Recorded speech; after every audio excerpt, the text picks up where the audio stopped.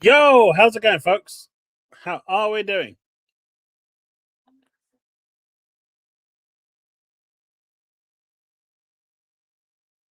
I'm not late. You're early.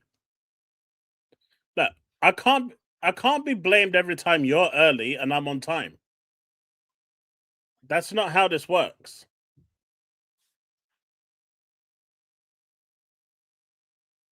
To power bottom, he'll be here soon. His, his power bottom. Hey, how's it going, folks? So apparently I need to watch what I say on streams because I'm being shadow banned on YouTube at present on almost every live stream I do, which is a little annoying. The latest one was apparently talking bad about Kotaku. That's a no-no, apparently. It gets you shadow banned. Like, come on. They're a piece of shit company. They employ horrible workers. They all should be fired. And not one of them should be able to find a job again in a journalist world writing reviews. Right?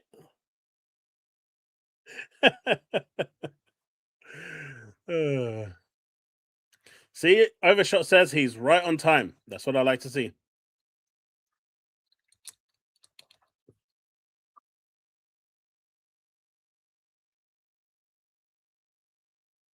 So how are we doing, folks?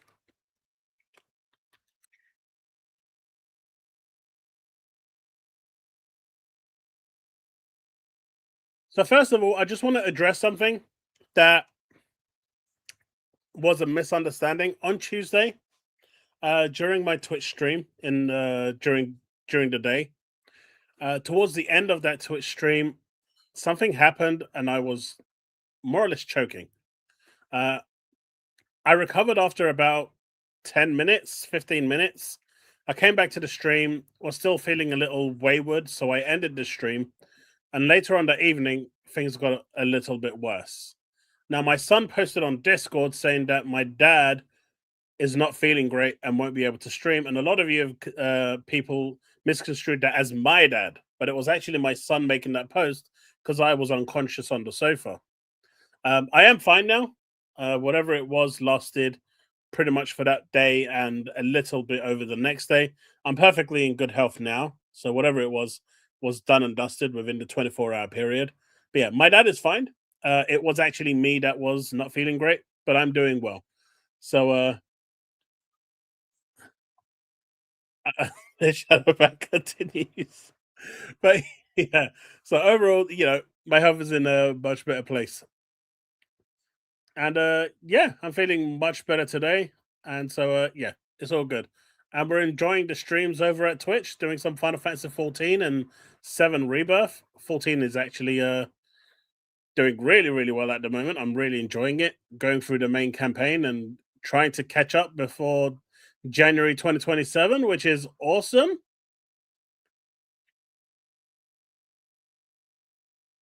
But yeah, sorry for the confusion that may have caused. Um, just wanted to clarify that bit up because I can understand how it was a bit confusing.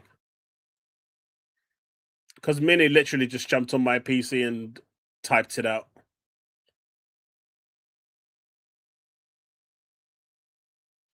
Steam is working for me. I mean, I haven't actually put it on today yet. I mainly put it on just to do my dailies on Tower Fantasy and turn it off.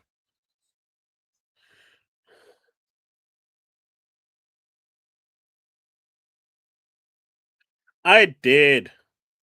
And in retaliation, he went to he used my money to go to the cinema today. I raised them well.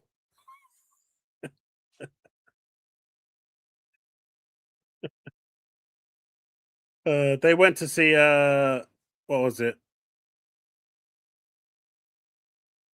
Oh my god, I can't remember the name.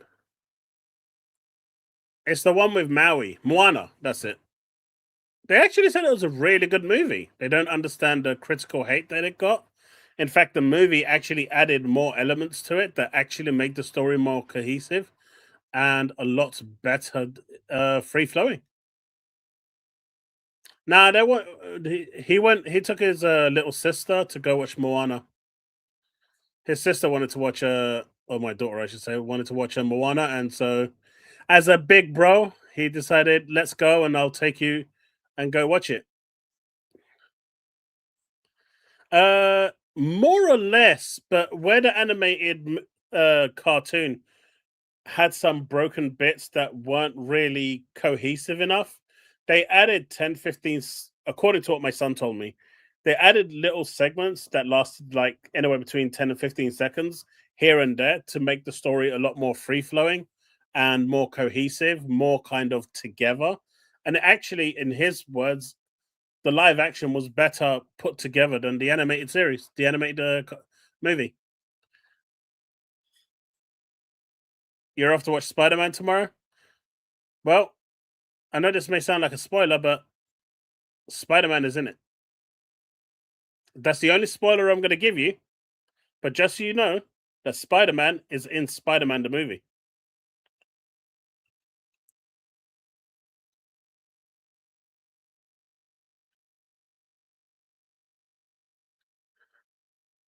Oh, he doesn't care about The Rock or anyone like that. He just thought it was a good movie.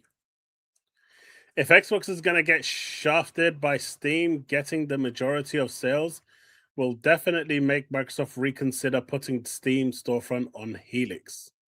It's an interesting one, though, isn't it? Oh, you just watched it, Joshua? What did you think? You liked it as well, Bullets? Nice. Which one? Wait. Which movie are we talking about? Are we talking about The Lion King? Are we talking about Spider Man or Moana?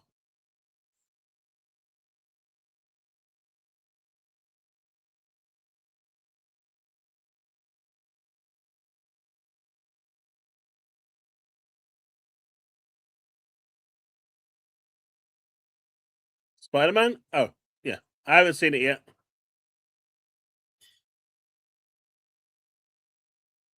It was, but the movie was spoiled for me. Someone's already told me everything. They told me that Spider Man's going to be in the movie, and that's just spoiled the whole movie.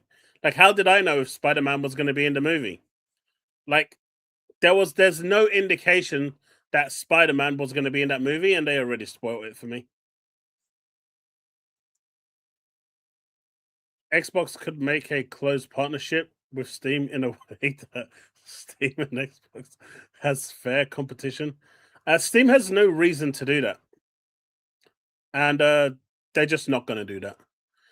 Keep in mind that Steam is one of the only platforms out there that is still charging 30% for uh as a share for their games, right? They're one of they're I think they're the only one. Epic doesn't charge nothing until the first million sales, and then it goes up to 12.5%. Xbox charges 12.5%. Steam is the only one that charges 30%. They don't care. They just big dick everything and say we have control. We have complete, autonomy, and there's nothing you can do or say about it.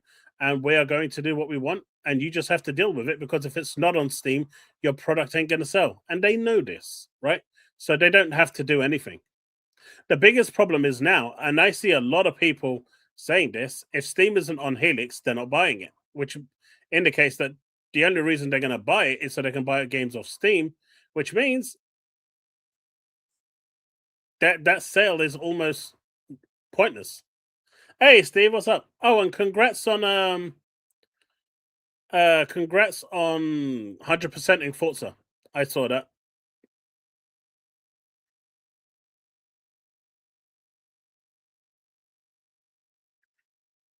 Yeah, they should start at either 12.5% or do what Epic does and start at zero.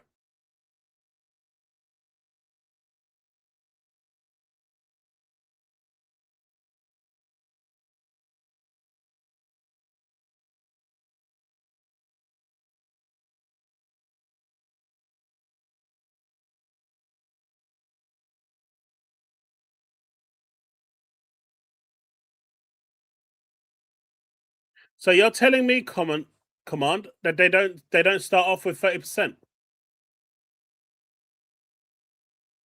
Do they start off with 30%? Yes or no? It's a simple binary question. Yes or no? I don't want to hear, oh, this and if that and oh, this. Yes or no? It's a binary question. Do they start off with 30%? Yes or no?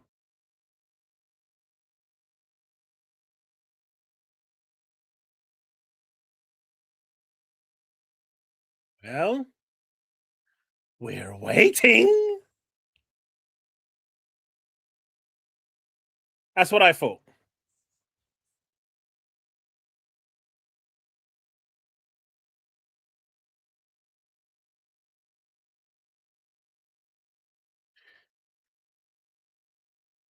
Agreed, Ghosty. But at some point, you know, someone has to derail Steam's monopoly.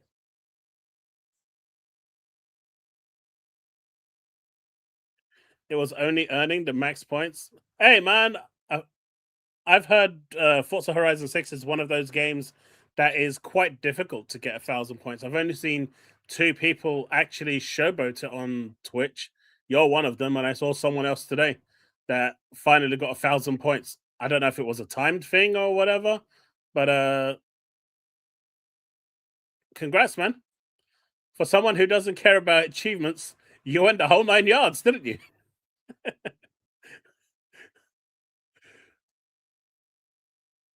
No, it's the other way around, Ghosty. They start off at 30 and then they lower it once it gets high, once you hit a certain payment threshold. Once Steam makes a certain amount of money from it, then they lower it down to a certain threshold.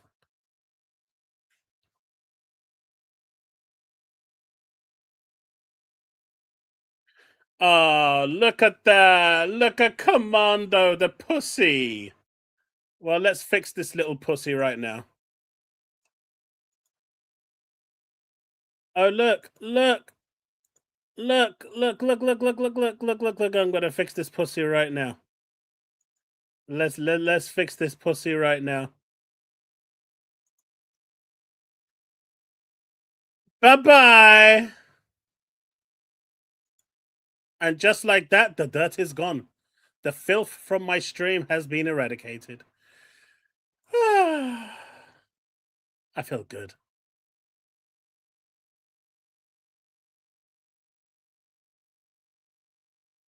Yeah, I'm in no mood for little pussies like that.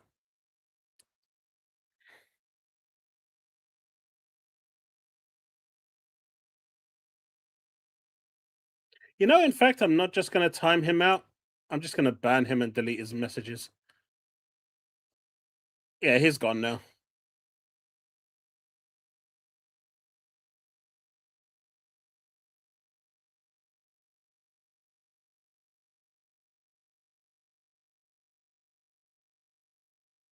It's not technically a monopoly, but you know what we're saying, Ghosty. I'm on Twitch. Wait, you're on Twitch? Wait, what? Huh? But yeah, why do Steam Bros want Helix to cater to them? Buy a Steam box? I mean, yeah. I mean, it's the number one thing I hear. It's the number one thing I hear right now. If Helix doesn't have Steam, I'm not buying it. Now, I don't know how many of you checked out my video yesterday, but there's a lot to be said about the Xbox PC app. It's missing a lot of games. It is, right? There's no two ways about it. And unless Xbox can fix that, they are going to need these other stores in order to fill in those gaps. Otherwise, they're just going to be in the same place that they're in now with the Series X, and a lot of games are going to skip them. And I used Forspoken as an example on my video, but Forspoken right now isn't on Xbox. And I know the meme going around with that game, but it is available on the PC App Store. So with Helix, you would have direct access to that and be able to play it on your console. And I think that's where they should be looking at. They need to bolster the PC App Store to stop people from going elsewhere and keep their games exclusively on their platform. I mean, if they think that people are gonna skip Elder Scrolls 6 or Fallout 5 if it's exclusive to the Xbox PC app, I'd love to see that. It's gonna be as useless as the PlayStation Blackout. I did enjoy that gaming. I don't normally ban people. I don't. I really don't like banning people. I don't. It's one of those things. I'm actually quite lenient. My mods actually have a go at me at times why I'm so lenient with some people. But today I decided, you know what? I'm just not in the mood for it. And so if he wants to start calling me names, he can go do one. I don't need that in my stream. I think people take my willingness to not ban or willingness to not time out to granted for granted. And I'm all for an open conversation. But if you're going to come up with something and then when I challenge you, the first thing you're going to do is start name calling me, well, go jump off a cliff. I don't care. Just get out of my stream. Who was it just now? It was a Commando Striker 304. I didn't play for achievements. It just happens. Uh huh. Uh huh. No one's going to believe that, buddy.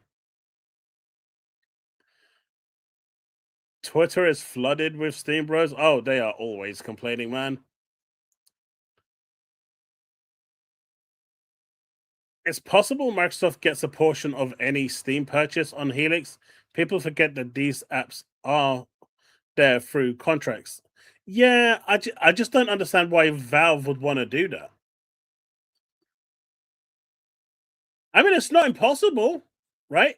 If you watched my video, that what you're saying there is one of the three options that was listed as a potential outcome.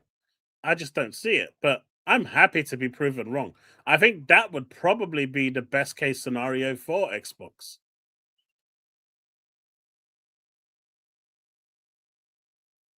The only thing I was gonna show, which I will warn you from beforehand, there was a kind of Vidoc thing that they were a multiplayer kind of thing that they were going to show.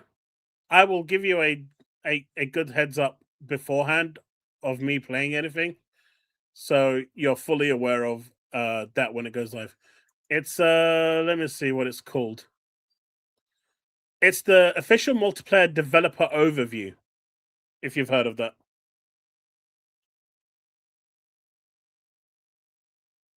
But in terms of like yeah, I will give you I'll give people a heads up. I mean, if enough people don't want to watch it, then we just won't watch it. Thank you for the 5, Diablo. Devastator. I appreciate it. What's your opinion on the Halo reboot with 3 missions before the main story? I actually thought the 3 missions were lackluster. I found them almost pieced together a little boring. I understand why they were removed. It also feels completely disjointed to the main game. Uh, Even your health bars and stuff was like completely different. It wasn't bad. Like it was a nice little kind of segue into the main game, but I wouldn't have missed it if it wasn't there. As for the actual Halo campaign evolved itself, I thoroughly enjoyed it. I liked the changes that they made to library. I overall enjoyed the gunplay. I know certain weapons were different, but they added more weapons to the foray. The quality of life improvements like sprinting and sword slashing, I actually, being able to pick up the sword, I thought was actually really good.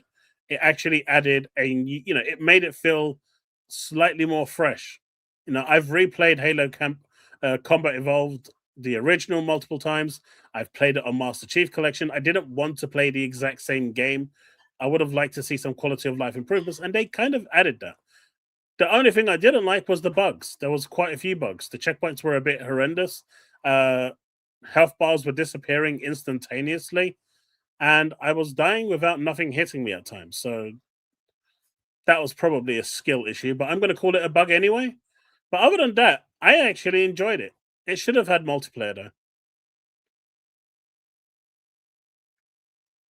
Negan, yeah, that's pretty much what they did. They listened to what their fans were saying, and they said, "Right, we'll do exactly that."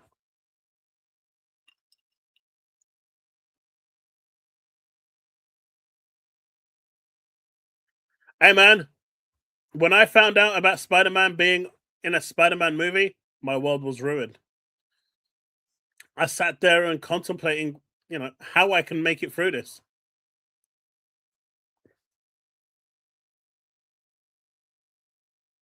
Ah, no, I just think that's me, Bruno.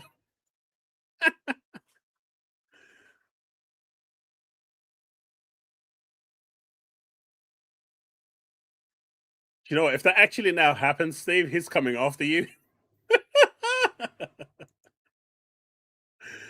uh,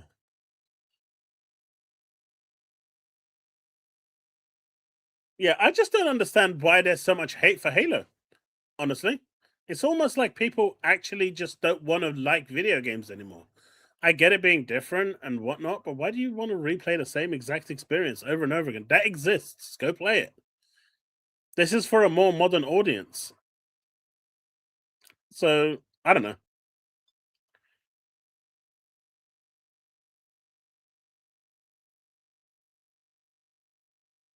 Now, Steve, calm down. I'm already getting shadow banned left, right, and center on YouTube. We don't want to give them any more reasons to do that. That's actually true, by the way. I am getting shadow banned all over the place on these live streams.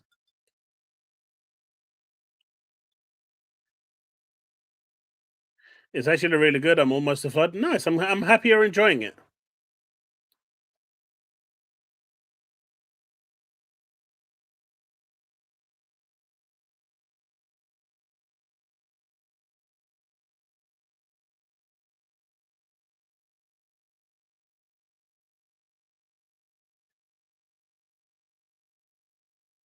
I don't know. It just feels so weird.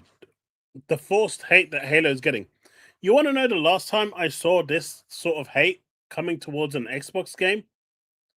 It was Starfield.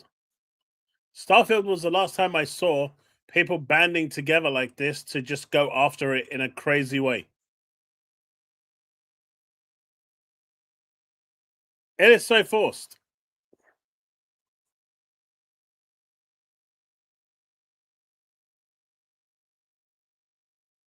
Man, that was overshot. That was grade A trolling from Sony. I don't care what anyone says. That was diabolical. That was diabolical. The fact that they released a trailer to say, hey, we're getting rid of physical discs because they're still mainstream. But when it comes to vinyls and stuff that are completely niche, we got you. Yeah, that was diabolical.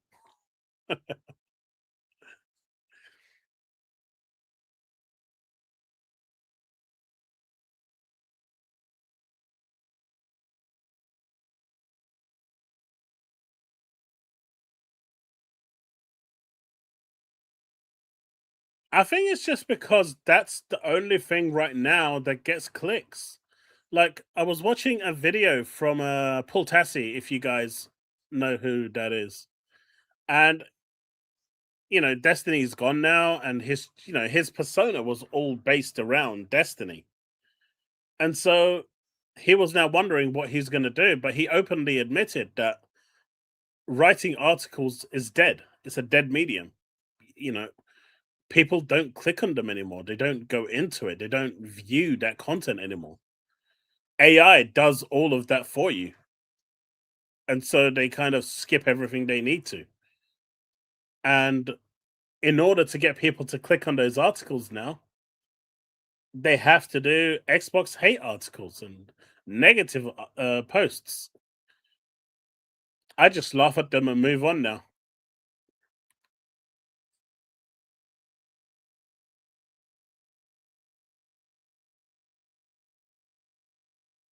Hey, you don't have to download half an album when you buy it on CD.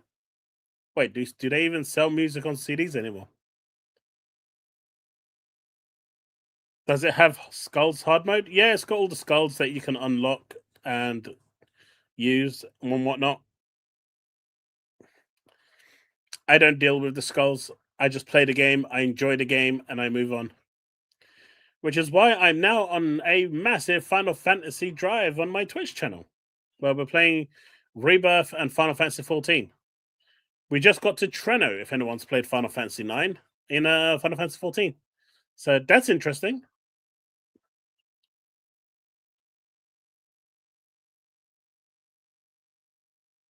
Yeah. I'll do that after the stream. Uh, Backlog Battler. Just make a note, and I'll get that to you after the stream. You know what? Where is my notepad? I bought a notepad specifically. Man, I'm having a great day today. I actually had amazing luck in my gacha. So much good luck in my gacha. It was crazy.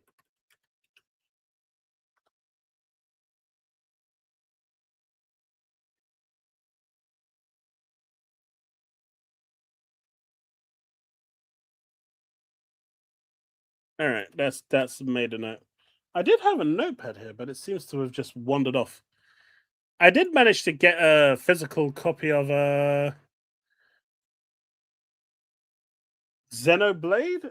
Mm, mm, mm, mm, mm.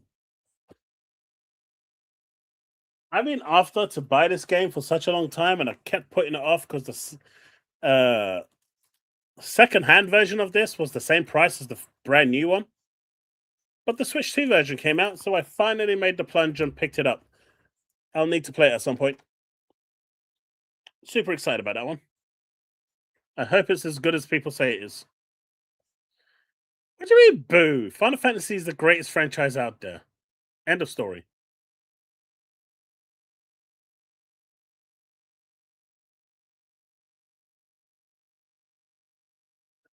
Let's see if I can find it for you.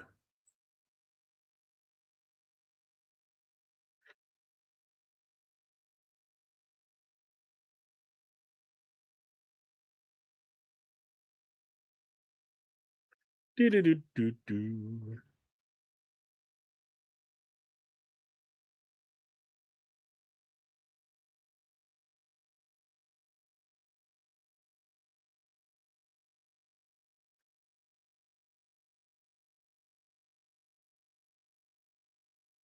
Do do do do do do do do do do do do do do do do do do do. Backlog, you have a Discord message.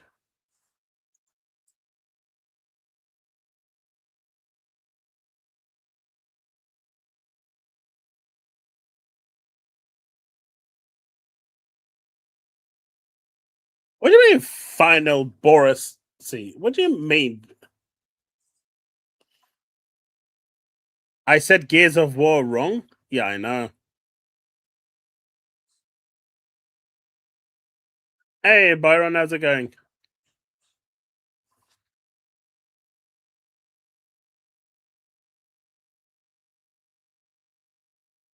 Josh?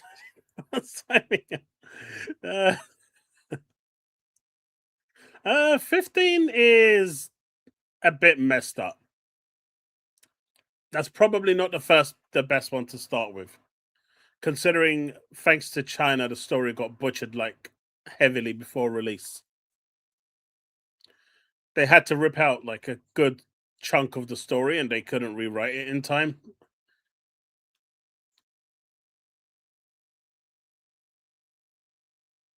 But overall, 15 is a good game once the story picks up.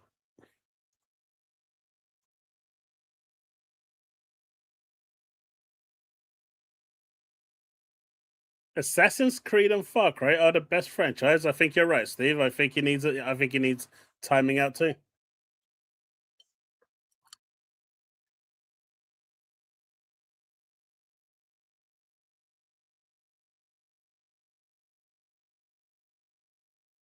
There's no delay for Metro, not that I'm aware of.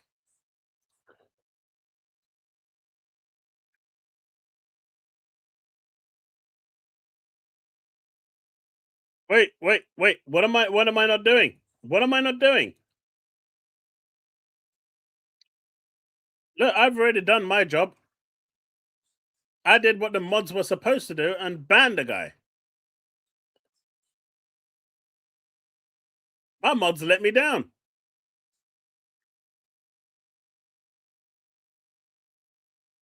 Hey, look. You can say what you want against me, Bruno, but leave my chat out of it.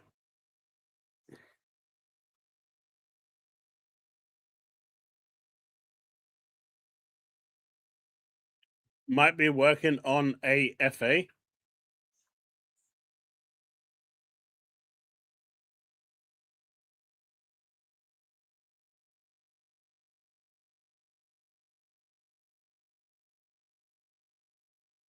Oh, Fallout adjacent game? Maybe. That wouldn't surprise me. They're going to be pumping out Fallout games like crazy.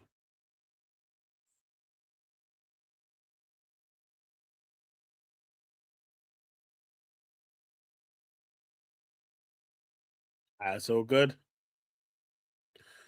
But yeah, man, the way I see if people are only going to buy Steam games on the Helix, it makes, that becomes a pointless device at that point. It doesn't really help Xbox in any way, shape, or form.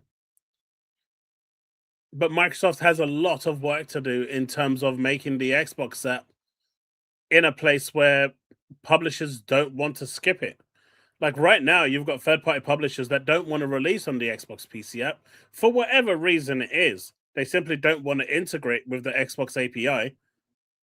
And it's, the game's already built. All they need to do is just integrate it to the API, get the achievements to pop like they would do it anywhere else, just change the pathing from Steam or PlayStation or whatever it is to Xbox, and off you go. It's not like they have to rebuild the whole game, and they're still not prepared to do that, which says a lot about the Xbox PC app. Which, don't get me wrong, I actually really like it.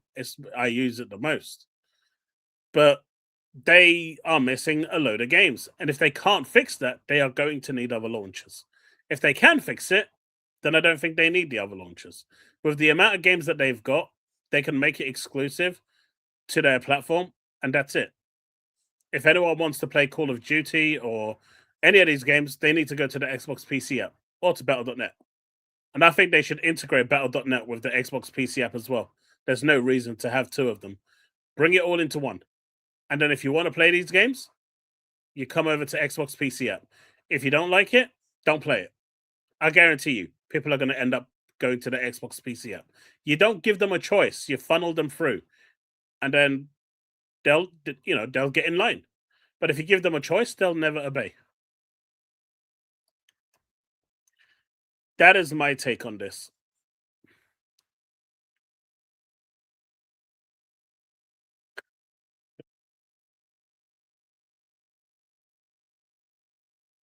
February next year as well. Man, isn't that like 5 big games now coming out in February next year?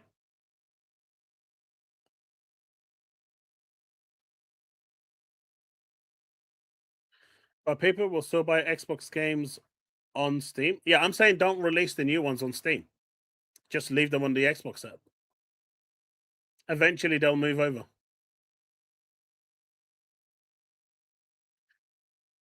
And if people are going to say, "Hey, well, they need to be they're just going to pirate it." Fine, make it always online, requiring an absolute check-in that they can't get around. If people want to play that way, then do it that way. So people will either get in line or don't play it. People are probably going to get in line before they don't play it. No one boycotts it long enough. Just look at a PlayStation Blackout. I'm seeing people turning around and saying, if you actually put this game on PlayStation 5, I will resubscribe to PSN and stop the PlayStation Blackout. Like the people are so weak. They might push Fable again. No, mate, you got Fable coming out. You got God of War. You got Metro. There's another game 2 games coming out in February as well. February is like, why is it September and February like the 2 biggest months? It's crazy. Because they don't have the capacity to go any further than a week.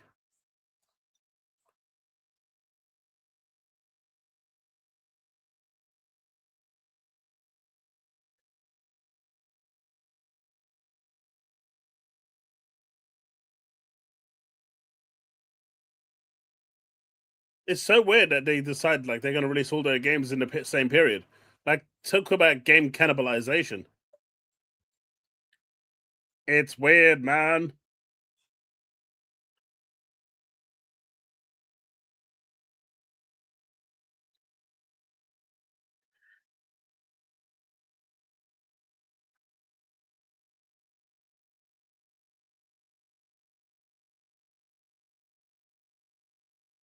Put my drink.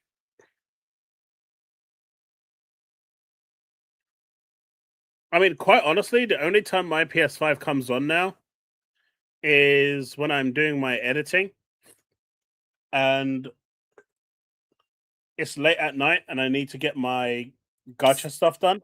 It's literally a gacha box for me now.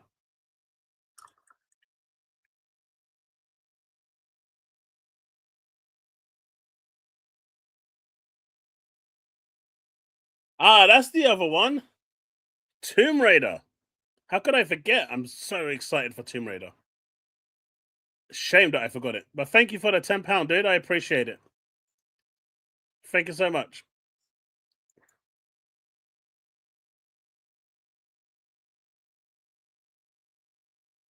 Hey, look, man. I've never hidden the fact that I play gacha games, and I have no qualm in thing.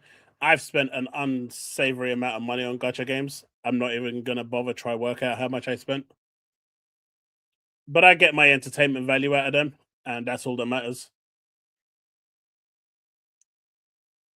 Because what if Final Fantasy Revelation releases date is April, just like Final Fantasy VII Remake?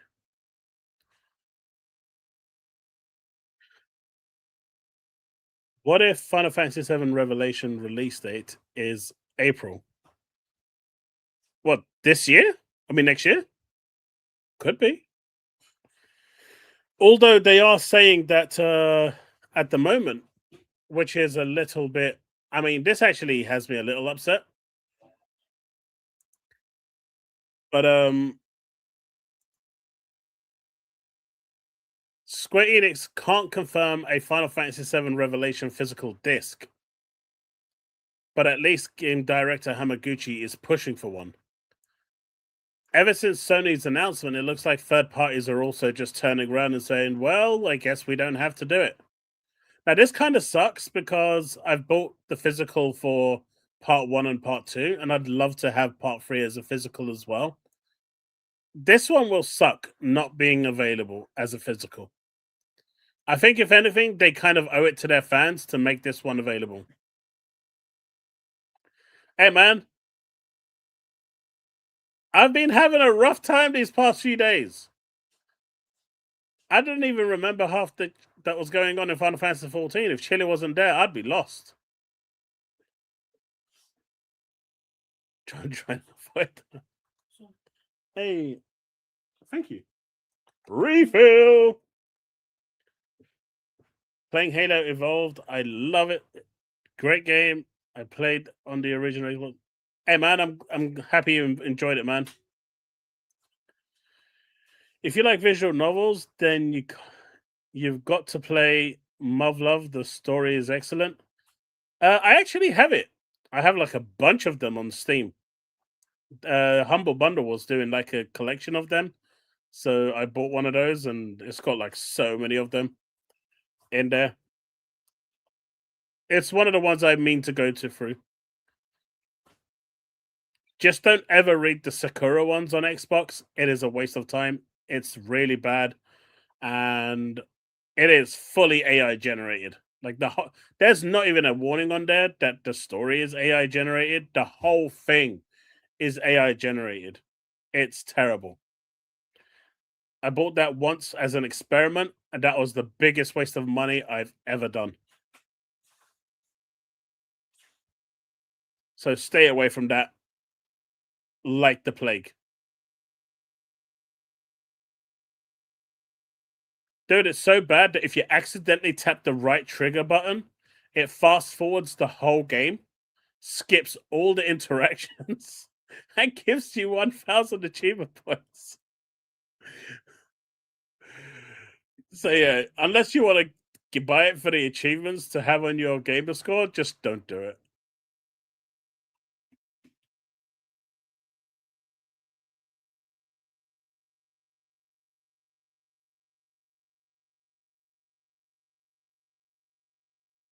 But yeah, I really hope they change this because both my remake and rebirth copies are signed by Hamaguchi San, and I'm hoping I can get the third one and get that signed as well, so I can have the trilogy all signed by the man himself.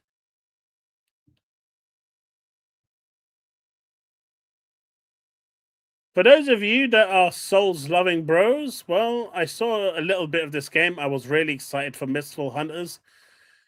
And then I was watching someone live today playing it. And then I was no longer interested in this game because it is pretty much Elden Ring, just in the same setting with the same waifu at the beginning telling you what to do.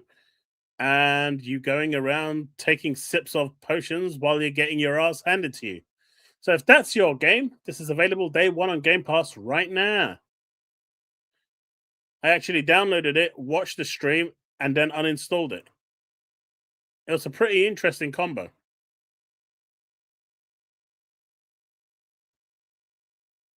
Anyone played Mistful?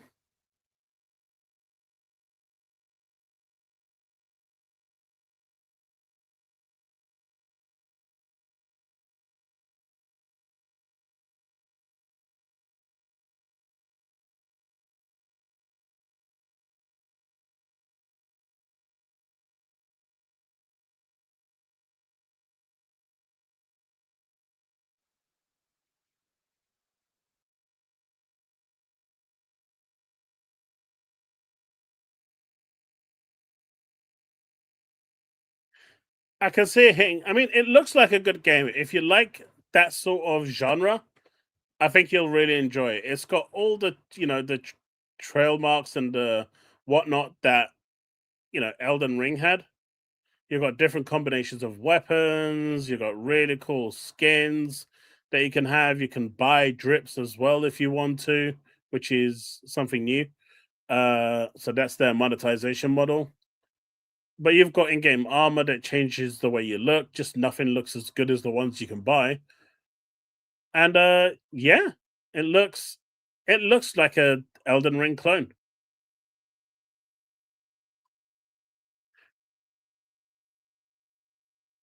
Well, Byron, I saved you money. You can now get it day one on Game Pass. It is available right now.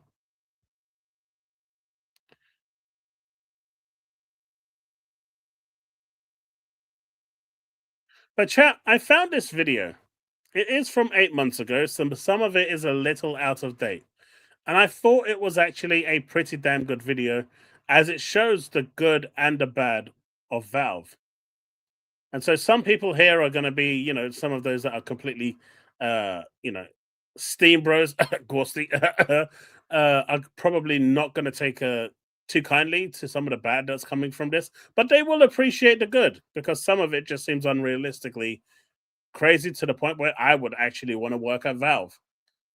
But I figured we could check it out because it's actually a really informative video that kind of shows quite a lot of what's going on with Valve.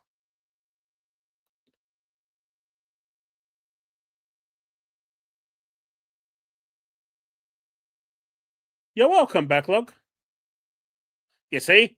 You see? You see? How you doing, Chili?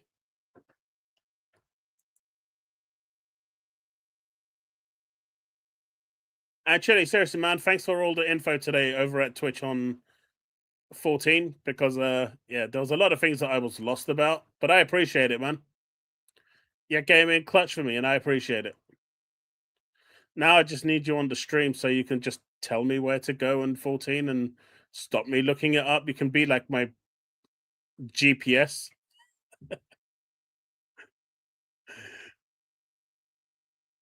All right, let's have a listen to this. Let me know if it's too loud or not.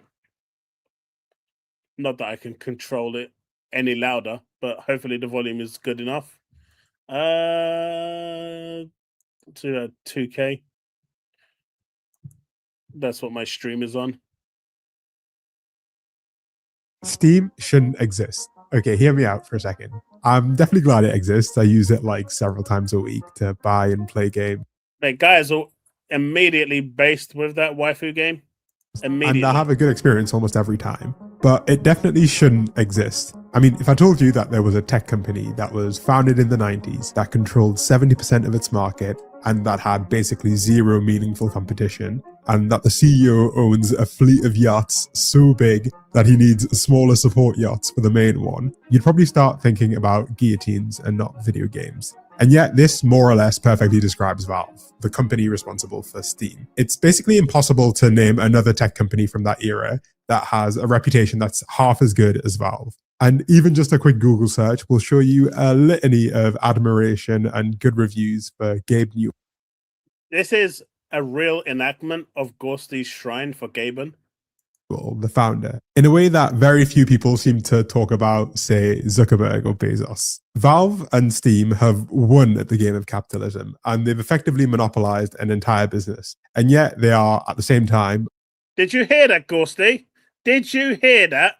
Listen to it again, just for your ears. To talk about, say, Zuckerberg or Bezos. Valve and Steam have won at the game of capitalism, and they've effectively monopolized an entire business. And yet... Did you hear that? Just for you. They are, at the same time, lauded as one of the best examples of a consumer-friendly product. And it makes no sense at first glance. So how did they do it? How did Steam beat capitalism without getting greedy?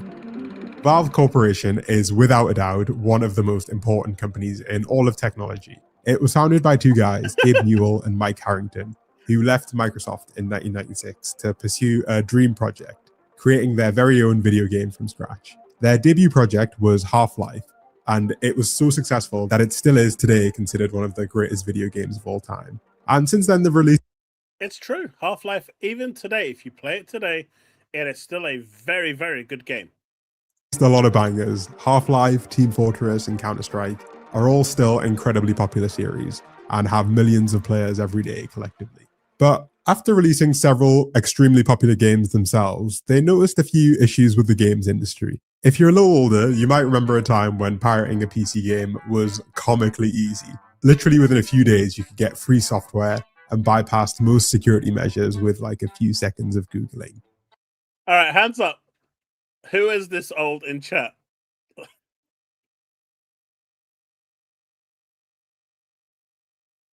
Hey, look, I'm expecting at least 99% of you in chat to be putting your hands up. Don't you all now scour away like you think you're 18 or somewhat. I know how old you all are. But yeah, only you're older than me. But yeah, games used to be so easy back in the day, man. And we saw the first wave of companies getting really desperate to put the lid on piracy. When Doom 2 was leaked weeks before its official release, their developer responded by banning any pre-launch reviews or external testing for their next game, Quake. The then vice president of marketing even announced that no copy of our games would leave the building. Except that game ended up also being leaked 3 days before its release. Some kid literally just broke into their network and downloaded the game in front of them. And they were so young that the company didn't even bother pressing charges. What? Oh my god, that's a legend. That's a legend. What did it? Banning any pre-launch reviews or external testing for their next game, Quake. The then vice president of marketing even announced that no copy of our games would leave the building. Except that game ended up also being leaked 3 days before its release. Some kid literally just broke into their network and downloaded the game in front of them. And they were so young that the company didn't even bother pressing charges. This state of affairs, though, wasn't all fun and games. The lack of security also made games way more prone to hacking and cheating. And it was super difficult for game developers to have a clean method to offer security and performance patches over the lifespan of the game. And this is where Steam came in. You see, Gabe Newell has a pretty famous take on piracy. What's Valve's take on piracy? So we don't really worry about piracy. There's misconceptions in the industry about what piracy is, that they don't want to pay any money and they want to get your content. But when you look at the fact that these people have, $2,000 PCs, clearly they're willing to spend money. Everybody in the United States knows that Russians are pirates. When the reality is that the pirates in Russia were actually doing a much better job than the games companies themselves. And as soon as the product became available at the same time that it was available in Australia or the UK or the United States, and it was localized in Russia, all of a sudden our piracy problems in Russia disappeared. Piracy is a result of bad service. The whole idea behind All right, who believes that bullshit? Who believes that bullshit today? That piracy is because of bad service. You know, when you download a video from a torrent, or you go and pirate games on PC, it's because of bad service, right? It's not because you don't want to pay for it. It's not because pirates. I know pirates have no opinion. I'm not exposing anyone, right? But I'm just saying. Let's face it. I've seen a lot of people using that quote. And maybe it was true for back in the day, but in this day and age, that is bollocks. That does not apply today. People pirate because they can, and people do it because they don't want to pay for the product. It's really that simple. There's no two ways about this. They pirate because they can and want to, not because the service is bad or this or that. They just do it. Remember how long Final Fantasy X took to go from NA to EU? It took forever. False Apex? Then tell me. You believe it's because of bad service that people pirate? So why is 007 already downloaded 2.5 million times? Is it because it has bad service?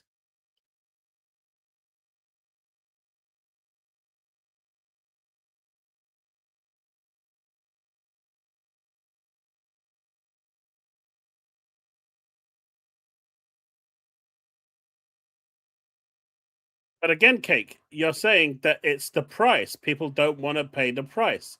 So it's got nothing to do with the quality of the game or the features of the game or the service the game has. It's what people want to pay, and they don't want to pay. They're not willing to pay $70 for a video game. So it's just not true today. Oh, you agree with me? Oh, okay. Fair enough. The reason people went to Steam was because there were too many viruses in. I don't know. We're not talking about that. FV. What I'm saying is the whole notion of piracy, where they're saying, you know, it's because of, oh, if we provide a better service, then they're not going to pirate. Yeah, they will. Why do you think piracy is rampant at the moment? Millions and millions of copies get downloaded every day.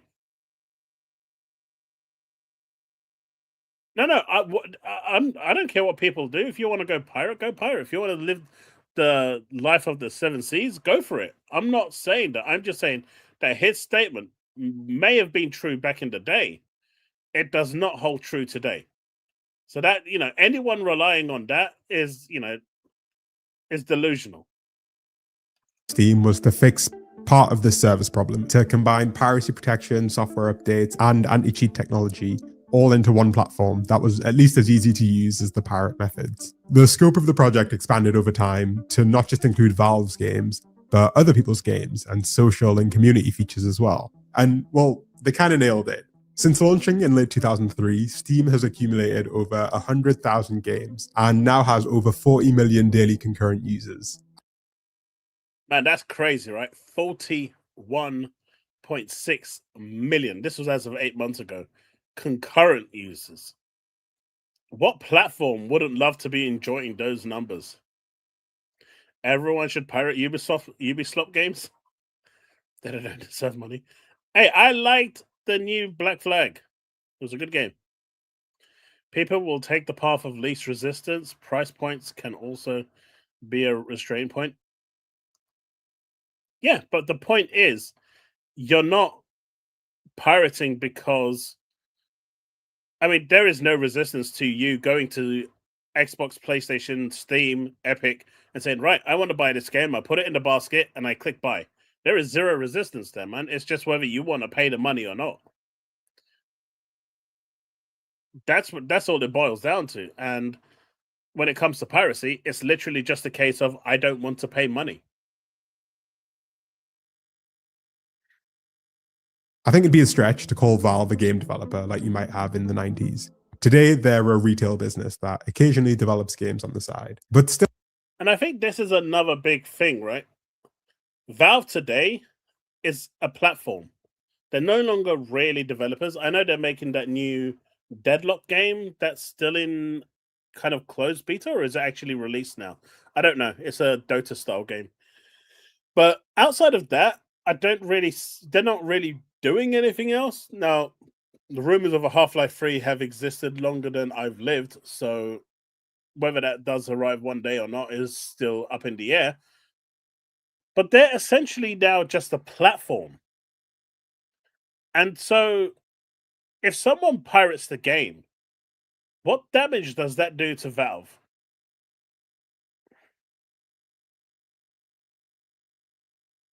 You know what, Apex? That's actually quite funny. That's actually quite funny. But yeah. If someone wants to go pirate a game on Steam right now, what damage would that do? What impact would that have on Valve?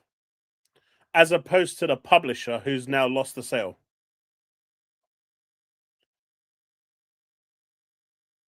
See, piracy on Steam doesn't make any difference. Valve doesn't care because it doesn't really impact them, but it does impact the publisher. Then again, there's the saying that if they were never willing to pay the money for the product in the first place, well, it doesn't impact the publisher. I think I think that's a gray area. There's more nuance to that than needs to be, because at that point, why should anyone ever pay for a video game? Just pirate everything, since it doesn't matter.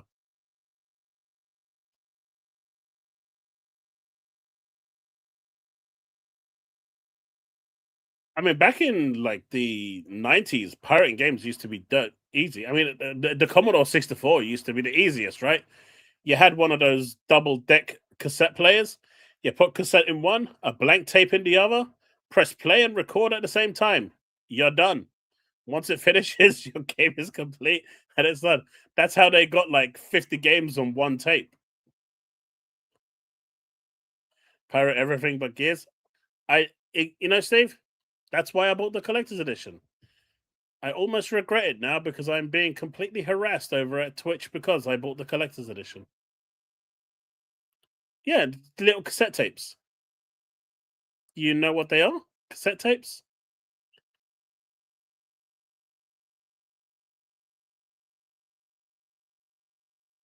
I mean, the Dreamcast, that was even easier.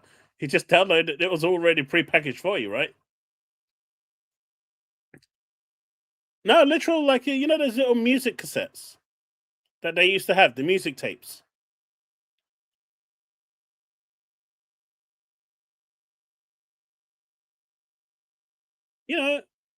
This.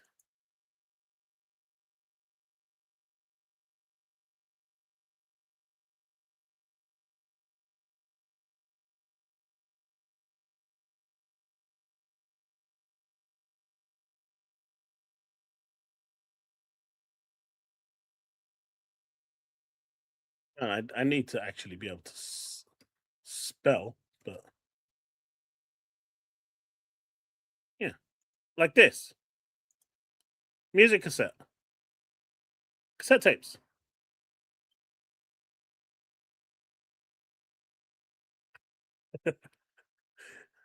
That's what games used to be on. I mean, the 64 could use cartridges, but the Commodore 64 had a whole cassette deck with it, and that's what games were on. I mean, they also had cartridges back in the old day, right? On the Commodore 64, but they came later. But you just literally put the cassette in one, a blank in the other, and press play and record at the same time, and off you went. It was done for you.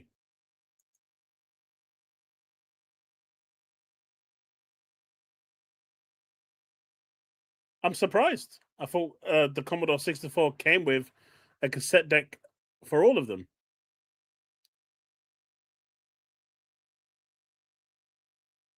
Maybe the 128 didn't, but the 64 did. Still, even despite that, the world has changed a lot since 2003, and Valve has followed such a drastically different path than the rest of the tech world. We can compare it with, say, Microsoft, which recently announced that it was increasing prices of its Xbox Game Pass subscription service by 50 to 100%, depending on where you are in the world. Or even Nintendo, which is selling $80 to $90 games. Meanwhile, Steam, on the other hand, has no subscription services. It has a weirdly generous return policy and several extremely generous sales every year. Hey, that weirdly generous return policy is because they lost a court case where they tried their best to make sure they didn't have that weirdly generous return policy. That was imposed upon them on a court case that they lost. It's never mentioned, but I will continue mentioning it because they fought tooth and nail to not give you that. And thanks to the Australian courts, they told them, shut the up, you're going to do it. When that's clearly not the established meta in gaming today. You won't find any reviews like this if you look up their competitors. People don't like wax poetic about the Epic Games Store or about... Mate, no one talks good about the Epic Games Store. I feel bad for them. They just get absolutely smashed. About EA Origin. And there are a few really... Wait, EA Origin is still a thing? Good reasons why Valve behaves the way they do, and seemingly nobody else does. Honestly, we can't talk about this story without acknowledging the elephant in the room. Every time we go online, there are companies that are tracking what we buy, where we live, and literally everything that we click on. Oftentimes, this data ends up in the hands of data brokers, companies that build massive profiles about you and sell them online to advertisers, scammers, and even background check websites. And you've likely never heard of a single one of these brokers before. That's where Incogni comes in, who've kindly sponsored this video. Recently, I received an email letting me know that my personal data had been leaked in a data breach. From 60% off and a 30-day money-back guarantee with my unique link, incogni.com/fads. So consider checking them out if you want more control over your online data. Thank you to Incogni for sponsoring this video. Let's get back to it. So Valve is a weird company, but not just from the outside. While basically every major tech company from their era decided to become publicly listed on the stock market and solicit investment from the public, Valve has had a really quite different approach. They've remained completely private since being founded, and as a result, it can be hard to find out pretty much anything about how the company works, but some people have done their best to dig deep and get some information. The biggest advantage, first of all, of them being private is how they set goals. A public company like Meta has obligations every quarter. They have to announce and subsequently beat their earnings estimates. The share price has to keep going Unless you're Microsoft, right? Year-on-year declines is pretty much the accepted norm. Up, and even a small dip in revenues can be pretty disastrous for the future of a huge publicly listed company. The line has to keep going up, and the collective tech industry realized a while ago that the best way to do that is to acquire as many users as humanly possible, and then you start squeezing them for everything they're worth. Hey, that sounds like Sony. Add in a subscription plan, and you can get consistent monthly recurring revenue, which makes it easier to create these earnings That sounds like everyone today. estimates. You can shoehorn in blockchain, cloud, or AI, depending on what year it is, and you got another couple $100 billion of investment, easy peasy. And the strategy has worked so effectively for them. Microsoft, Apple, and Amazon are all literally trillion-dollar companies. Zuckerberg's platform has decided the results of elections, and Amazon brought in $640 billion in revenue in 2024. Even the most generous estimates put Valve's revenue at like 1 to 2% of a platform like Amazon. And that's a pretty big downside if your goal is to make the biggest company on the planet or to become the most powerful person on the planet. But that's not the case at Valve. Being private offers a hell of a lot of benefits. You're only bound to the will of a handful of owners who can think on a much longer time frame, who can do stuff because they think it's a good idea. And they don't have to cater to whatever's trendy in the market just to keep their business solvent day to day. You'll actually notice that the Steam interface has barely changed since the original launch. There's no AI chatbot in there, and their changes operate under a whole different calculus, a whole different set of decision-making principles, since being relevant to Wall Street is just not a core part of their business model. They can focus their energy on changes that are actually worth doing, not ones that look like what the market wants to hear. And that philosophy has kind of permeated the entire company from top to bottom. A few years ago, a copy of their internal employee handbook leaked and revealed a lot of weird stuff happening inside Valve. Valve is a company where no one has a formal manager, projects are completely self-organized, and employees decide how they allocate 100% of their work time throughout the week. The handbook literally tells employees that they should only work on a project that they believe is important enough for them to work on. They have a section all about work-life balance, which directs newcomers towards a specific employee that they can speak to if they need This can't be real, right? This can't be real. Because no matter how I feel about Valve, even I want to work at a place like this. I work on projects that I actually enjoy. I'm allowed to have a work-life balance. More encouragement to take time off. There's so much stuff in here that would never in a million years pass the approval structures of your average public company, where having power over people is kind of the point a lot of the time. Stuff like nobody has ever been fired at Valve for making a mistake, and working overtime for extended periods indicates a fundamental failure in planning at Valve. These things are pretty wild to see in a management actually taking accountability for being shit project managers? No way. Corporate handbook. And clearly Valve has put a lot of thought into creating a company that actually does seem to get quite a lot out of its people, especially given how small it is. I've kind of been glazing these guys up until this point, all right? And in the world we live in, they're clearly... Hey, look, all I'm going to say is, it don't look like a bad place to work. Regardless of what their business ethics are or whatever, at least they're treating their staff right.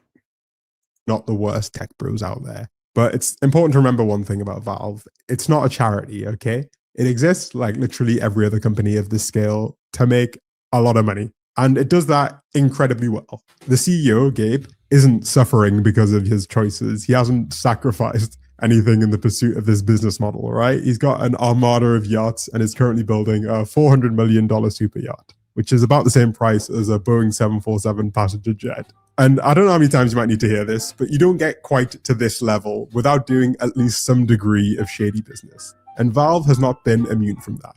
Honestly, the most important reason why Valve continues to operate the way it does is because it works incredibly well at making money. Their revenue per employee is higher than basically every other major tech company, and they just like print money with Steam, which is likely the reason why we've seen... That's crazy, 3.5 per employee.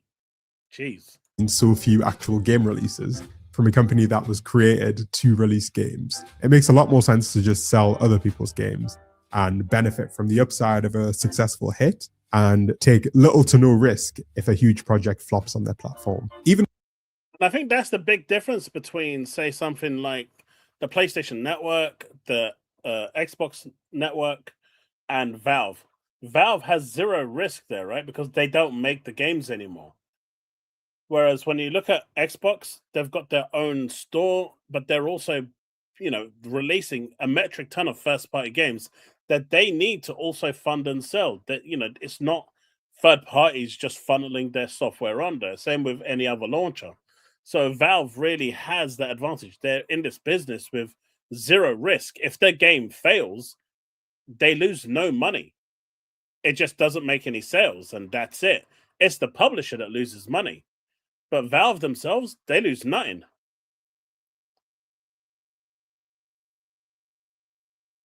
Hey, Marvelous Marvin. Thank you for the $10, bro. Excellent live streams and videos. I appreciate it, man. Thank you so much for the kind words. I appreciate it, dude. Gabe just bought a 40 million mansion to dock his yacht. I know. I seen it. I was like, just give me 1 million and I'd be happy, man.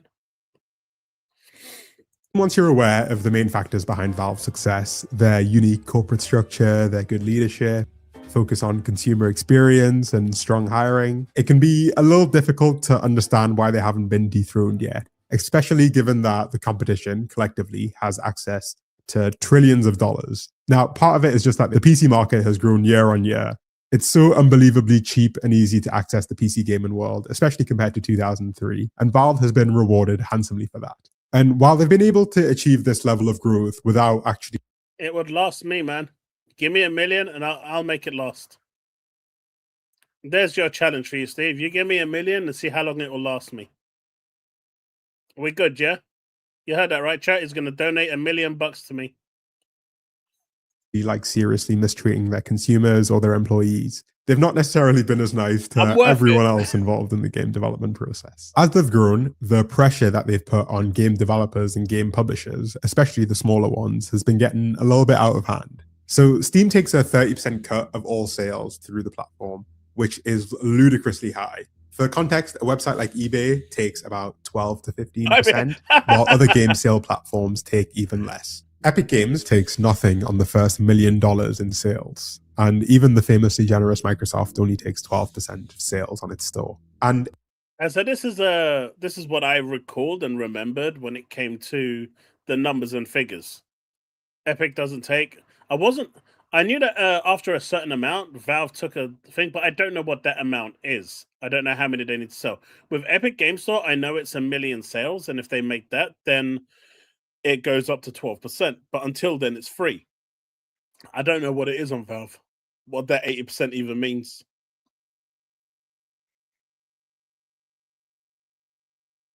Costs more than that just to open a pub. Hey, I don't want to open a pub, man. I just want to live a happy life. I just want to live a comfortable life in what I'm doing while I'm on this planet. As long as I can do that with $1 million, I'm good. I'm not going to change my lifestyle. I'm not going to go buy a Maserati or a Ferrari. I'm good. I'll hire a butler, though. And maybe a maid. Destin's video he made reading the Jez article, he confidently omitted the line where it said basically 100% of users of the Ally weren't already Xbox customers. They just went to Steam. I think in my video, I said that they went to Steam. 75% may be on Game Pass, which was what Jez's article said, but all the purchases were being done through Steam, which basically makes it completely pointless.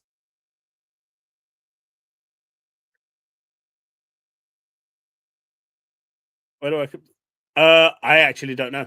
You need to unlock them after your first during your playthrough. They don't just auto unlock unless you use cheats, which I'm sure they exist, or mods. In a fairer world, game developers could take advantage of lower fees on other platforms. You know how it is, Steve. You have to play the game first to unlock the harder difficulty. Of course it's shit. You didn't ask that question. You just said, are there skulls? And I said, yes. I even said you have to unlock them as you play. I guess you must have missed that part. I really hate this new trend in video games where you have to unlock the harder difficulty. Like, if I play the game once, I'm done. I want to play. If you want to play it on hard, let people play it on hard when they buy the game. Why are you locking it behind an arbitrary completion as if people have time to play through the game multiple times? I hate it. It's dumb, it's stupid, and it is so, just counterintuitive, but it is what it is. To offer better prices to customers. If I was a game developer that needed to make $7 per copy sold in order to recoup my initial costs, then I could charge $10 on Steam as a minimum, since they take 30%. And I could charge, say, $7 on Epic, since the first $1 million in sales has 0 fees. Customers would get cheaper games, the devs would get the same amount of money. It's one of the clearest win-wins ever. Except that Valve is well aware of this and forces developers to agree to what's known as a most favored nation clause in its agreements. An MFN, a most favored nation clause, basically means that a developer can't sell their game substantially cheaper elsewhere if it's also listed on Steam. It means that even if another platform cuts the fees that they take, the developers aren't allowed to pass on the savings from that deal to the end consumer. If a game is $10... That is so scummy. That is monopolistic behavior. I don't care what anyone says. Because they know they have full power, full control of the PC market, they're basically bossing it around like a monopoly. And this is why I say that Steam is like a monopoly. This is disgusting. There's no two ways about that. Like, these companies can't even, if they wanted to, pass on that saving to the consumer. Let's be realistic, they probably wouldn't. But even if they did want to, they can't because of this clause. Favored nation clause basically means that a developer can't sell their game substantially cheaper elsewhere if it's also listed on Steam. It means that even if another platform cuts the fees that they take, the developers aren't allowed to pass on the savings from that deal to the end consumer. If a game is $10 on Steam, it has to be about $10 everywhere else. And very few games can survive without being on Steam, given that they have all of the customers. It's created a setup where Steam looks like the best deal, in part because it literally pressures developers and publishers to not offer a better deal elsewhere. And while most competitor platforms actually offer pretty generous deals to smaller developers, Steam does the opposite. Games that sell millions and millions of copies end up receiving a better split. This isn't because, I don't know, Activision needs the money, but it's because Valve understands as a company that the big developers are the ones who have the true bargaining power, the ones who could have significant impact if they try to leave. And by offering them these generous deals, they encourage them to stay on Steam from day one. Indie developers who sell 50, 100, or even 10,000 copies of a game don't have a fraction of the bargaining power. And so there's no need to offer them a better deal. I mean, this is like clearly pretty anti-competitive if you ask me, but from a... It's as anti-competitive as you can get. And Valve needs, investigating because of this. That is really crap. And people still turn around and tell me, oh, well, people, it's not like Steam is the only place. Of course, well, when they're doing stuff like this, it's not great, man. Xbox has two options. They either don't put Steam on Helix and continue to release games on Steam, or they put Steam on Helix and remove first-party games from Steam. They can't do both. See, I think what they should do is, the first option they should do, Navy, is go down the path and see, number one, can they resolve the issue on Xbox PC? Because they're not going to make the games for the console. I think, I'm already removing that equation. They're not going to do it. They're not going to make an extra version for the Series X. If they would have done that, if they were going to do that, they would have done that already and would have those games, those niche games. They're not interested. However, these games are already available on PC. They're made. It's not like, they have to do anything extra. They just need to make it Xbox compliant with the Xbox on PC app. And so, with that said, if Xbox can start getting these studios and publishers to start bringing their games over to Xbox PC as well, so they're not losing out on these games, and these games are releasing day and date on the Xbox PC app, then people have less reason to be dissatisfied with the service that they're getting. But right now, a lot of things are missing on Xbox. So I think the point that you made, where first-party games remain on Xbox PC and third-party games that aren't available on Xbox PC are available on Steam, only the ones that aren't available on Xbox PC, that makes a lot more sense. That could work. But then that would require a lot of jigging and filtering and whatnot and maintaining, and I just don't see anyone doing that. So it's either going to be an on and off switch.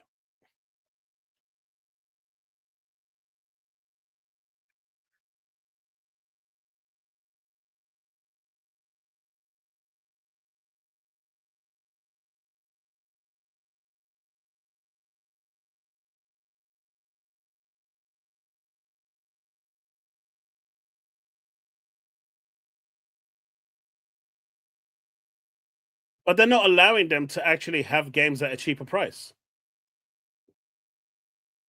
On their own store, they're not even allowed to do that.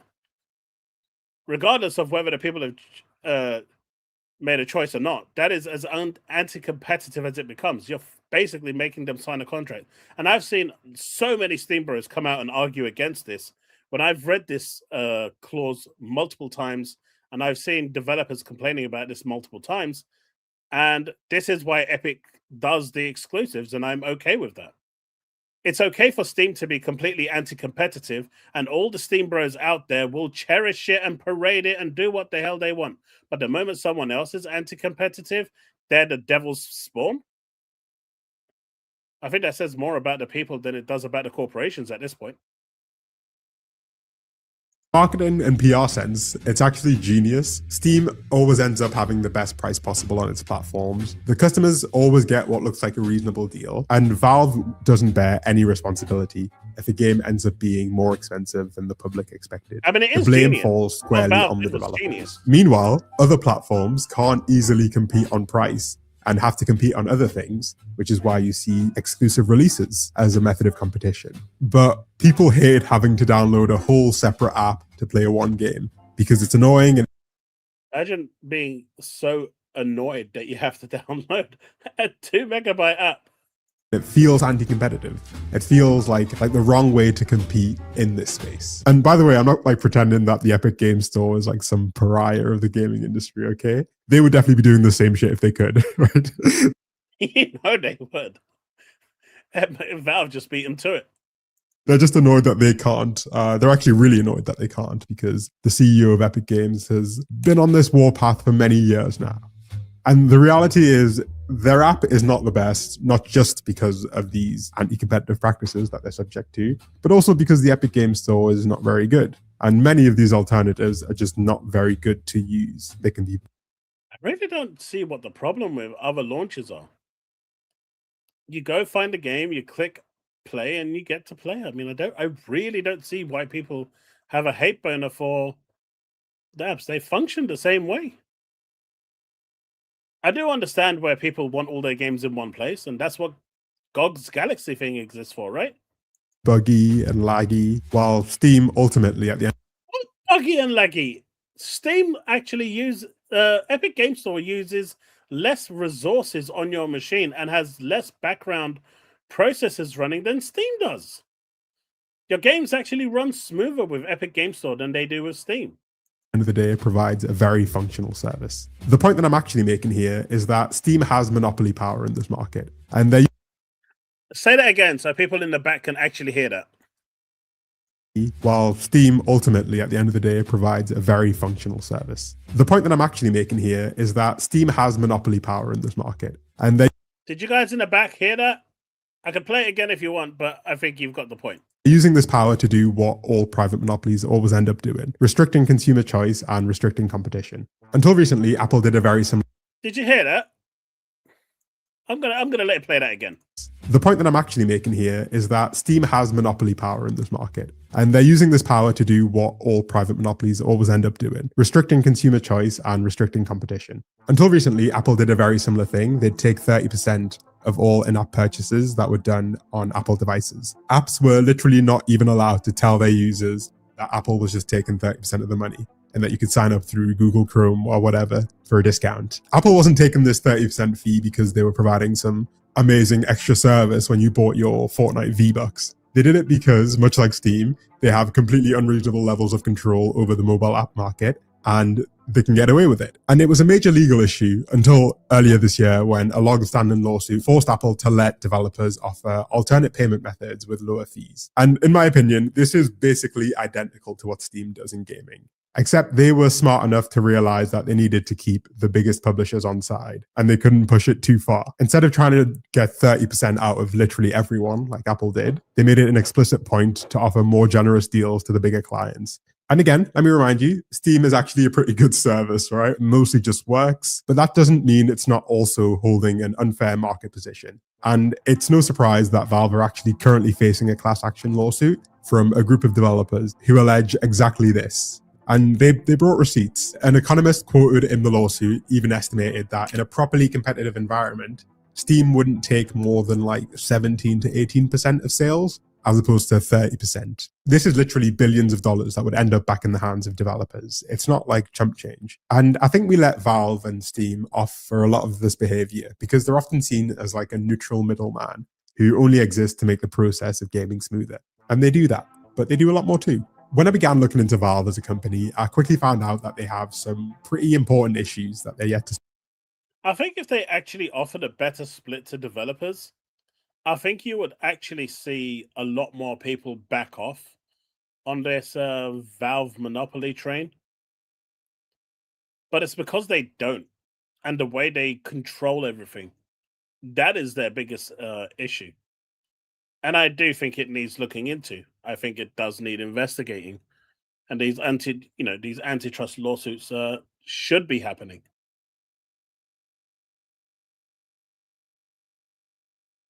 Despite the fact that they give employees tons of freedom to decide what they work on, which is their amazing, staff right? rarely stay as lifelong Valve employees. One analyst even said that I've not met anybody who had a career there. They last long enough to make money, but the developers that I've known there have left for greener pastures because the company doesn't publish games.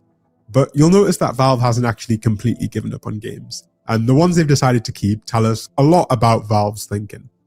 Once upon a time, they were really best known for single-player experiences, games where you pay once and you had all of the content. However, ever since the release of Team Fortress 2, an online multiplayer shooter, they realized you didn't need to make new games to make money. You needed to make more money from the games you'd already created.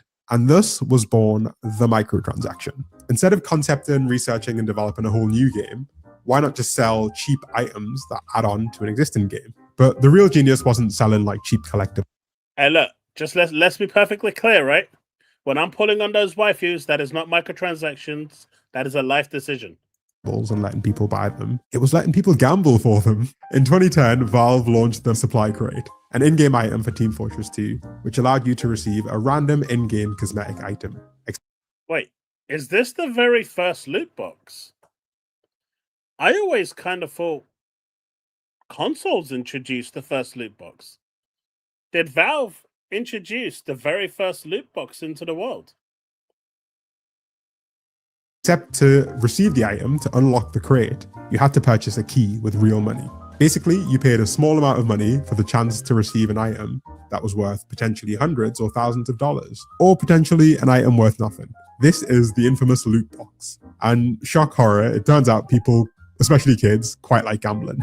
Valve developed item marketplaces and whole in-game economies around these items, wherein people would sell them for real money, use them to launder illicit money, or just do some old school degen gambling.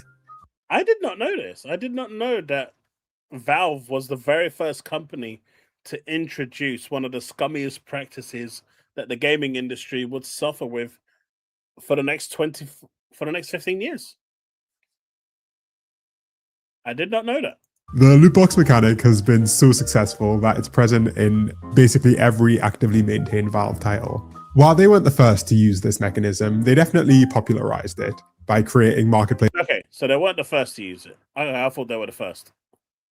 That integrated smoothly the in-game value of items with actual dollar value and let people swap them easily for cash. And Valve makes a killing from this. One Counter-Strike tracker estimated that Valve had made $1 billion just in 2023 from selling loot boxes. Dollars on loot boxes. That's insane. Apex, that's why what I like to have on this channel, quality good videos. We'll have some shit talking videos too, but I like these quality good videos because they give a nice, they give good information and they're nice to go through. In the Counter-Strike games. There are so many testimonies. Yo, chat, we should get together and make a loot box game. Give people the satisfaction of opening loot boxes, but not actually getting anything. Price the game at $5, it'll sell millions. Of former players of these games where they detail getting addicted to gambling as kids, especially in a game like Counter-Strike. And Valve hired leading economists to analyze their in-game economies, and they have a really intimate understanding of this stuff. They just have zero incentive to change things. The vast majority of people who play these games won't spend a penny, except the percentage that are susceptible to gambling addiction will spend all of their money on it. In the world of mobile gaming, which relies on a very similar model, about 50% of the revenue comes from just 0.1% of the users. That's insane, man. That's the Krakens, right? We're talking the Leviathans that are spending those monies. They've even got specific names. You go from, a dolphin to a goldfish, well, goldfish to a dolphin, to a whale, to a kraken, and then a leviathan.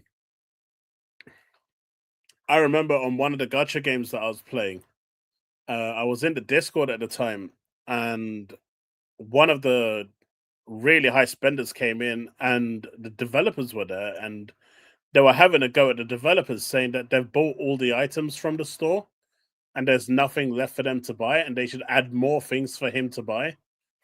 It's like, and he was demanding that they add an extra special store for the super high rollers. That's insane. These people are mental. I get having more money than sense, but Jesus. Why can't the West make a good gacha game? Because they can't have pretty women or pretty girls in a video game. They just can't do it. It's, the West is allergic to having anything that's an attractive female. And gacha games, generally, the ones that do well, have attractive female characters. Unfortunately, the West can't have attractive female characters. It's against the law. If they do, they'll probably get fined, sanctioned, shut down, and put into a gulag or something, or sent to a Russian or Turkish prison. They just can't do it. I mean, even if you look at Cortana, that jawline is, after I saw what she looks like in the Master Chief collection compared to what she looks like now, I don't understand how they could screw that up so badly. But they're just not allowed to have nice looking women in those games.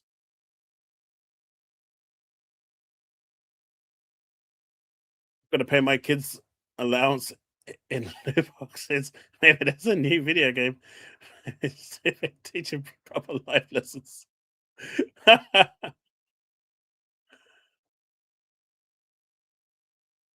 She doesn't need to look like Dr. Halsey, though. She had a certain image that people were expectant of.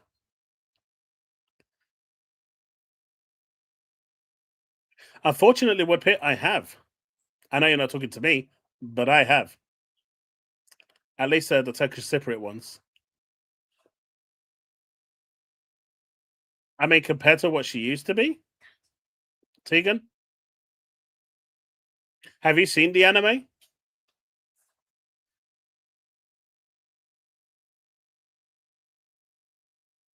I got nothing against that chick in the first 3 missions, though. She's a hardened military. Anyone saying that she needs to be dolled up is stupid in Halo.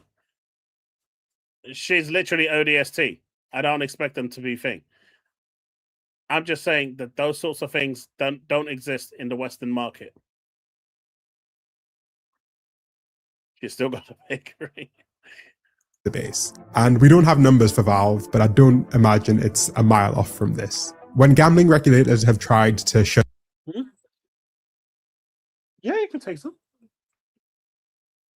down these systems, Valve responds not by removing them from the game, but by trying to tweak them and design alternative systems that keep as much of the gambling feel as legally possible. Valve has created what Yanis Varoufakis, one of their former economists, would call a digital fiefdom. It markets itself as a neutral middleman, but it actually has a hell of a lot of power for deciding what happens on its territory. Developers depend completely on them, and they have an unfathomable amount of consumer data and complete dominance of their market. And anyone that uses Steam to sell games is under a lot of pressure to remain on Valve's good side. They're more like medieval lords than they are medieval marketplace operators. And currently they've been pretty nice with that power, especially to the people at the end of the chain, the consumers.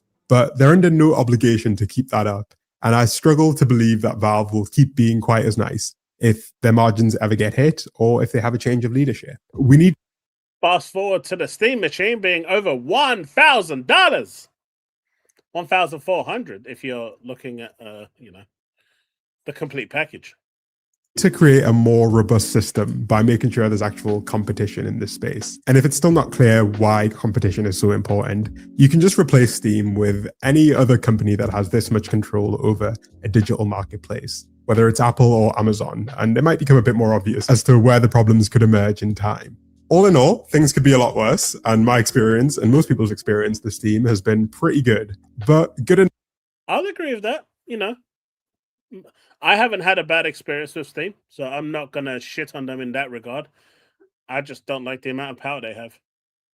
But I'll give credit where credit's due. If I've had a problem and I need a refund or anything like that, they've been good for me. If I've had any problems with my account, they've been good. They've dealt with it. So, but I can say that with everything except PlayStation, they've been complete arseholes to me. Enough is not good enough, okay? The standard that Steam has set for users should be the norm. It shouldn't be an exception. And in fact, it's very much the exception that proves the rule. Steam's level of quality should be the bare minimum that we tolerate. And I don't think that's too much to ask. I think that's an excellent video. Excellent video. Gonna subscribe to his channel. This video's got 2 million views. I need to make a 2 million view video too. Excellent video, though. I think that kind of says the good and the bad and everything in between. I think it outlines everything in a really nice way. I saw folk complain that Juno is straight. Isn't she a lesbian? At least that was what was announced, which is weird that we're talking about games characters in this way, but it is what it is. We're in that era of a timeline.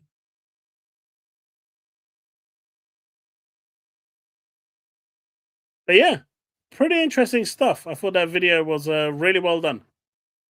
And I thought, there was a lot of information there. The working practices for Valve is insane. Absolutely insane. I mean, I can't even imagine an actual workplace working like that at all. It doesn't sound fathomable. I'm almost jealous.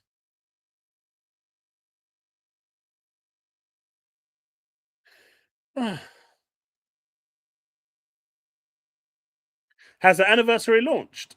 If it has, I'll log in today on Xbox and pick it up.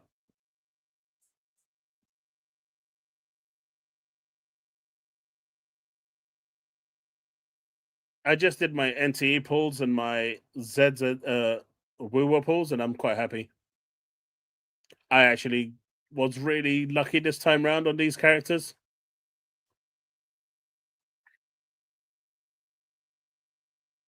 Pretty much Devastator, Jelly Lounge it is. Bethesda has revealed its new logo for their 40th anniversary. What do you think? It's very retro.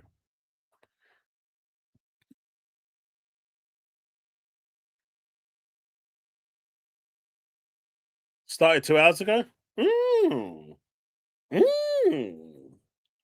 Hey, look. You can see I've got hair. Stop that bald. Stop it. Stop it.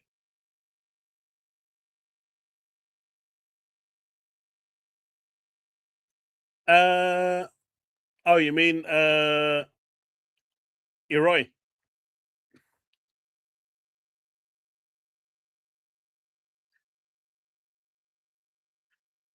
I don't do wigs. This is all natural.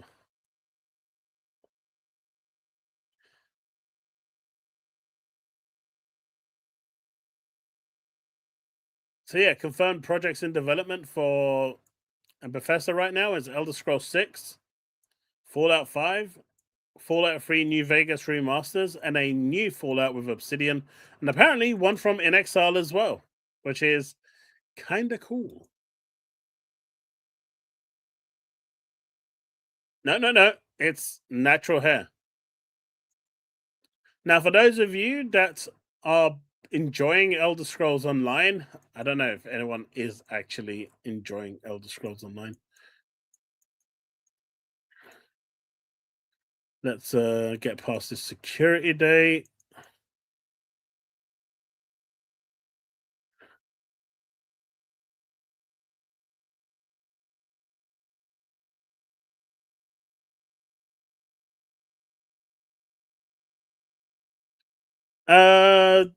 This isn't a rumor per se. A message from the director. They're evolving their plans.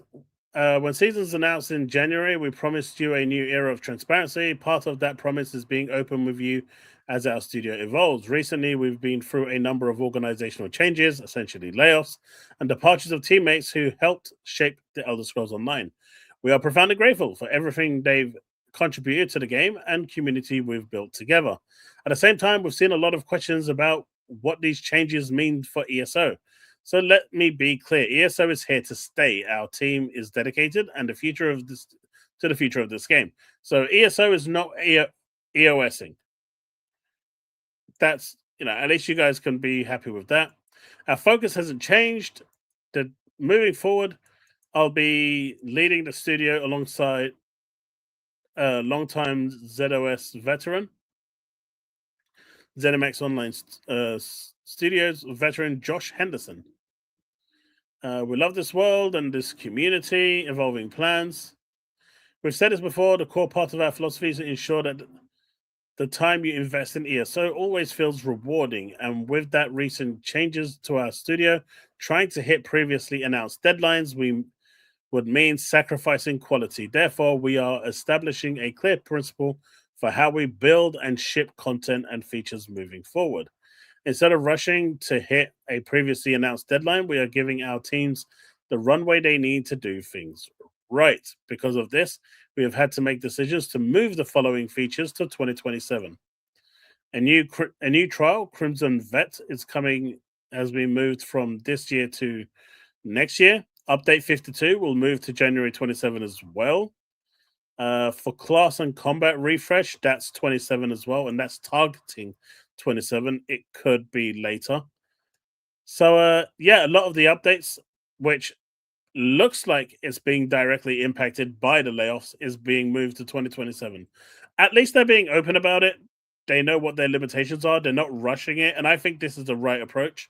Square Enix did something like this, something to this very similar as well. They could have tried to release their latest expansion this year or even last year, I think, potentially, if I'm not mistaken. But it just wasn't ready, and they didn't want to rush the team. They didn't want to force, crunch and stuff like that. So they gave the team the time it needs to make big changes. And with the new expansion in 14, the changes are massive. It's pretty much changing the whole scope of the game. So they gave them the time, and it's releasing, in January now of 2027. So I think personally, this is a good thing. Yes, the layoffs sucked, and they've clearly impacted the delivery deadlines of the stuff that they wanted to get through. But I think delaying the experience to make sure that you're getting the best possible experience for your players is the right approach.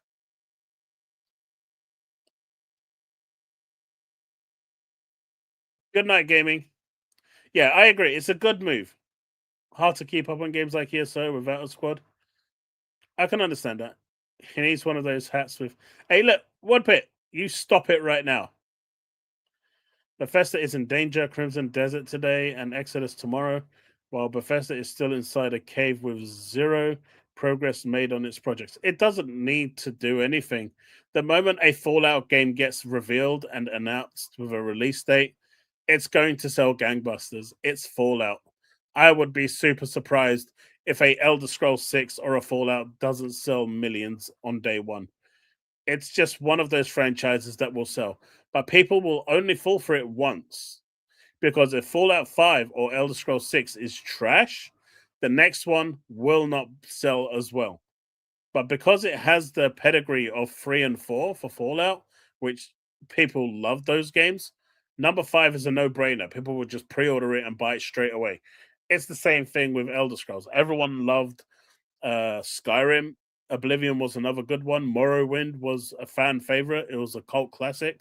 So, none of them were as big as Skyrim, but it has that pedigree now where people believe in the franchise, and so it will sell. But if it screws up just once, they lose all their trust immediately.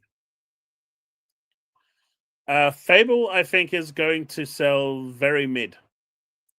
I just don't have any belief that Fable is going to do well. I feel like, how can I say? I really want it to do well because I want to see more, more past franchises coming out.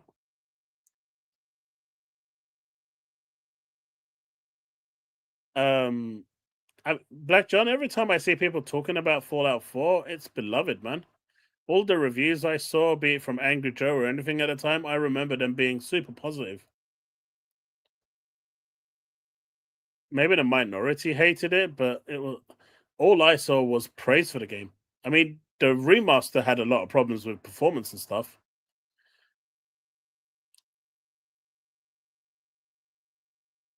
See? You should be chilly. I think Xbox games setting bad on Xbox consoles. See, I'm not too hot on Fable. I know some of you are, but I'm not. So for me, that's a Game Pass game. It's not a game that I'm going to rush out and buy. And I want the physical for Halo, so that's why I didn't buy it digitally.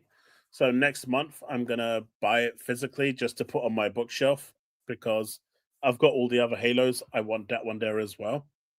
But Fable has never really been that game for me that it is for you guys, for some of you anyway. And so for me, I'm going to give it a try on Game Pass, and if I like it, great. If I don't, I'll move on. So maybe that's why my perception of Fable is a little clouded, but I just have this really horrible feeling that it's not going to do as well as people think it is going to do.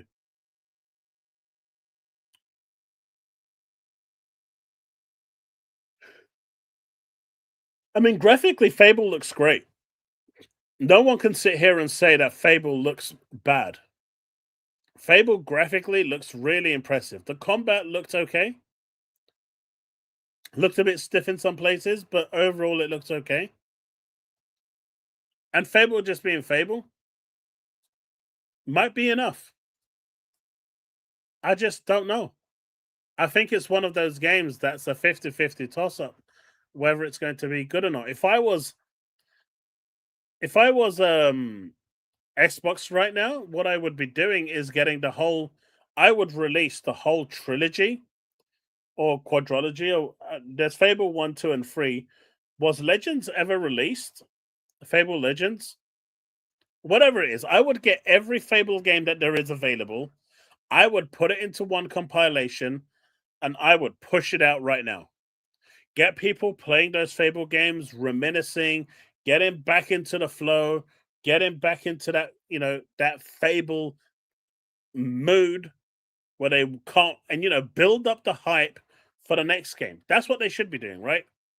Get those older games, up-res them, give them 60 FPS treatment, and that's all they need. Maybe add like save states to it for quality of life. If it only had one analog control, I'm pretty sure they had two.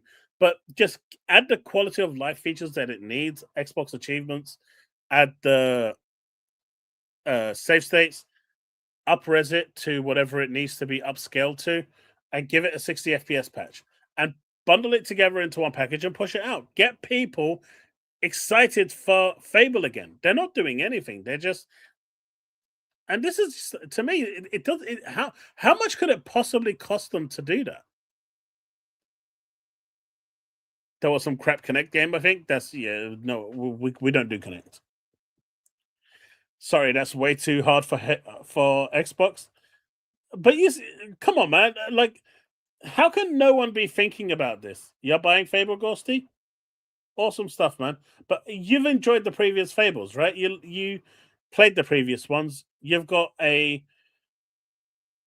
affinity with them. You like the franchise. So you've got high hopes for Fable, this new one, to be really good and something that you can spend hours in, hundreds of hours, tens of hours. So that I can understand. Someone like me, who played a little bit of the original but never really got into it, I'm the person that they're trying to win over.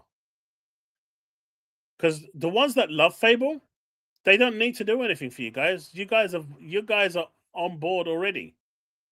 Me, on the other hand, I'm the 50-50. What they need to do is convince me to buy it. And they're doing nothing to do that. They're doing nothing to build up my hype levels for Fable.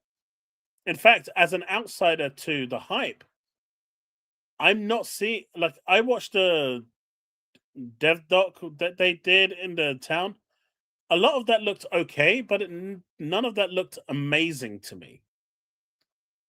And again, this is looking from the outside as someone who's not, a super fan of Fable.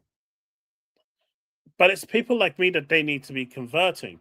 And so releasing these bundles and building that hype and getting everyone to play it at the same time and reliving those moments and doing silly things or whatever in those games, I almost feel like that is what they should be doing. But at the same time, they're scared to do that because I'm almost sure that the stuff you could do in the original Fables, whether it was with the housing situation or everything else, you probably won't be able, some of the more risque stuff, some of the more, kind of socially unacceptable stuff that you could do in the originals that people will love today, you probably can't do that in the new one. And I think that's maybe part of the reason why they don't want to do that, but that's the only thing I can think of. There's no reason for them not to, big up the franchise.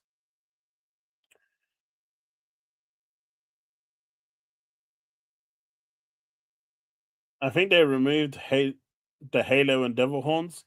Yeah, they did. They even changed the way your character changes, so none of that happens now.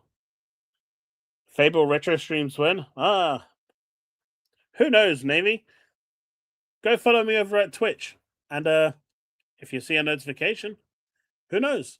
It might just be the time for Fable. On that note, I just want to say a massive thanks to everyone that does turn out to my Twitch streams. I really appreciate it. I know it's only new, but we're getting a good number of regulars coming over now and hanging out and chatting and whatnot. Chill vibes, and yeah, it's been really good. I really appreciate it, and really appreciate the continued support I'm getting over there. You guys are awesome, especially the ones that turn up.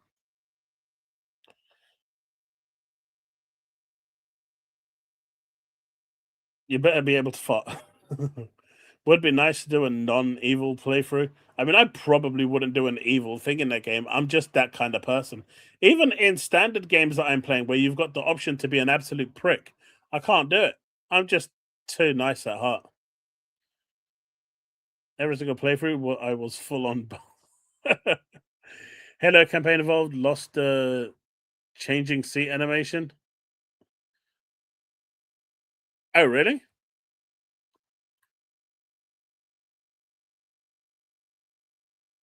I think a couple of them aren't Woodpit.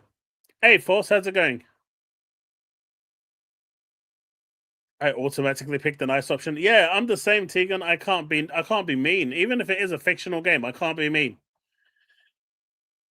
I could do evil as a kid. I can't do it now. Exactly, Woodpit. It takes a special type of person that lives where nobody walks alone except they always walk alone. They roam around in a white van. It takes a special kind of person to be consistently evil, even in a digital world. It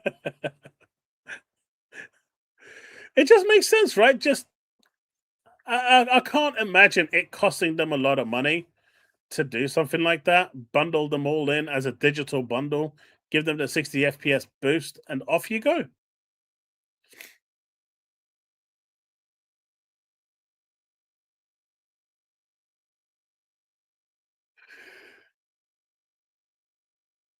I can check for you. I can check, but I'm pretty sure either number 1 or number 2 or number 3 isn't on there.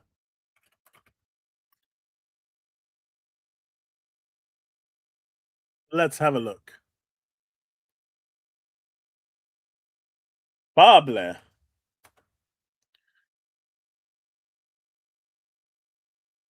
Fable 2 and 3 is on Game Pass. Fable 1 is, or is this?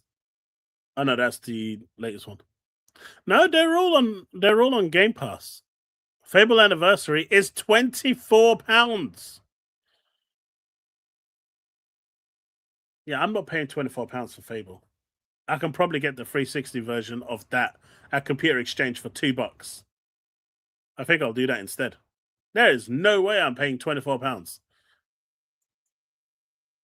They're crazy.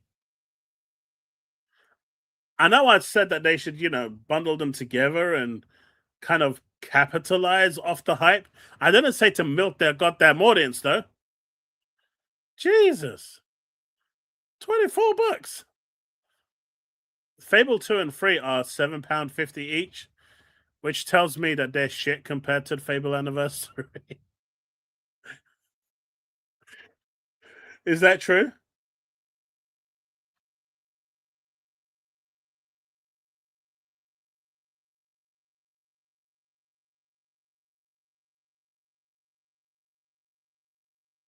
I played myself. I'll play myself, but if I have to take someone out, I will.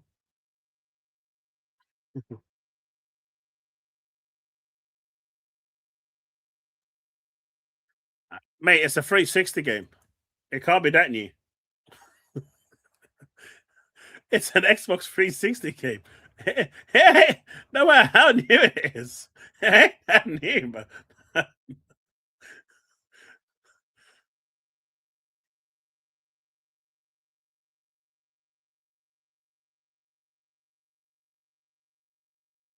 Oh, really, Chile? So that's where I need to go to get my gear.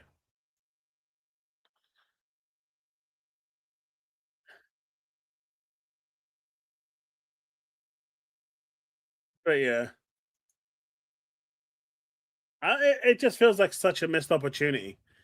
And it blows my mind that people over at Xbox, and this is just like easy money for them, right? They don't do it. Yeah, anniversary is obviously newer in thing, but for the price to be that stark in difference, it's crazy.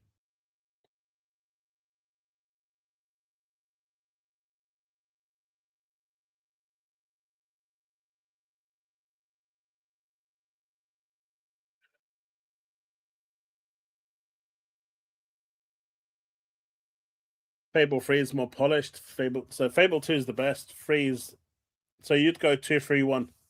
Interesting.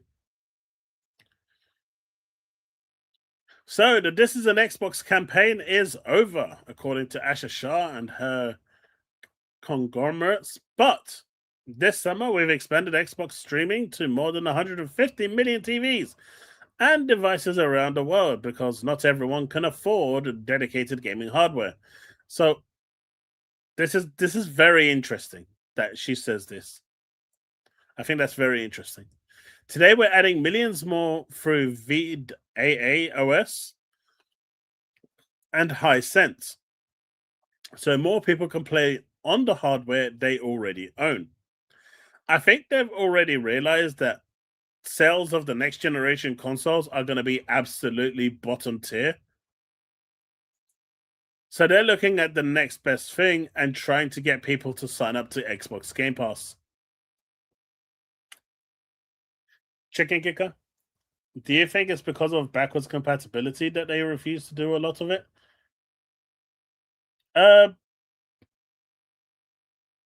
Essentially licensing, yeah. Like I found out that Crazy Taxi High Roller 3, which is an OG Xbox game, isn't you can't even play it through a disc on backwards compatibility. It's just been completely blocked. And it's because of licensing issues. So the majority of the issues are due to licensing, unfortunately. I do think that Peter Molyneux is one of the big reasons the original Fable did well. I mean, he did make that kid, right? That never saw the light of day, stuck in his basement for all eternity.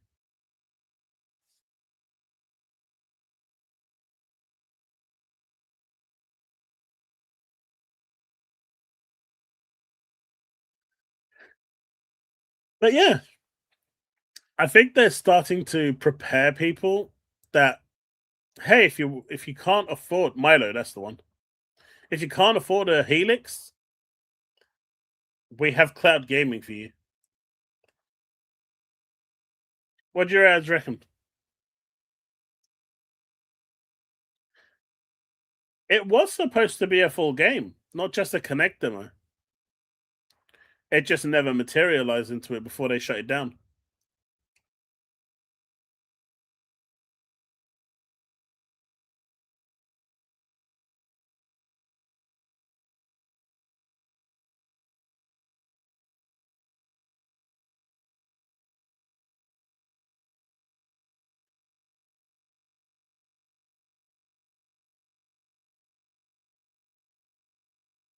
But yeah, it'll be interesting to see how people adopt the new devices, the new console, because I think it's going to be pricey.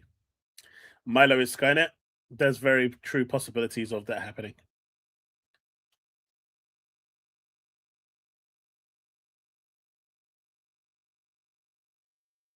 Let me see if I can get in touch with Minnie.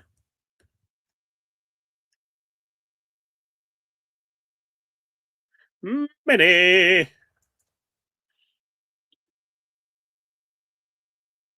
Maybe he will get in touch with me. Maybe not. I know I haven't really touched on the finances of Xbox, considering the earnings call happened.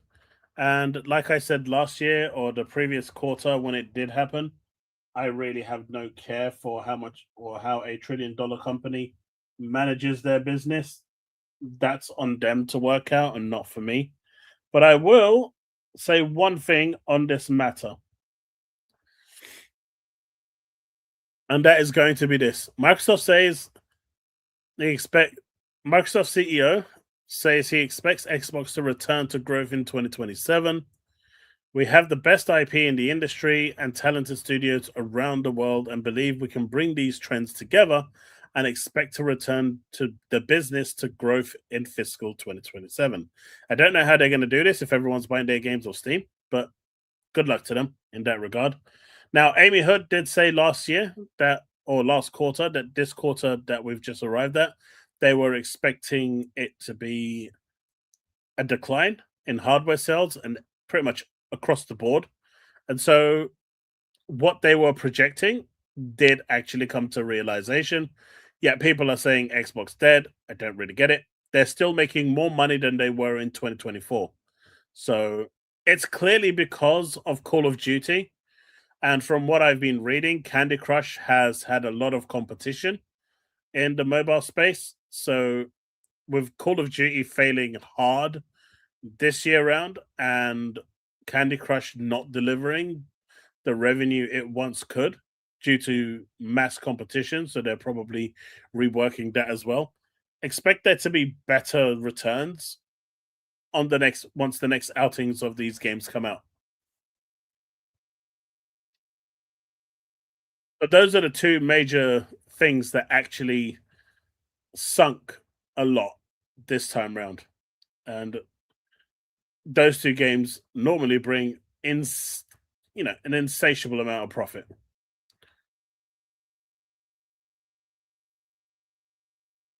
All right, so we've got this over here from Double Fine. There is a lot of competition.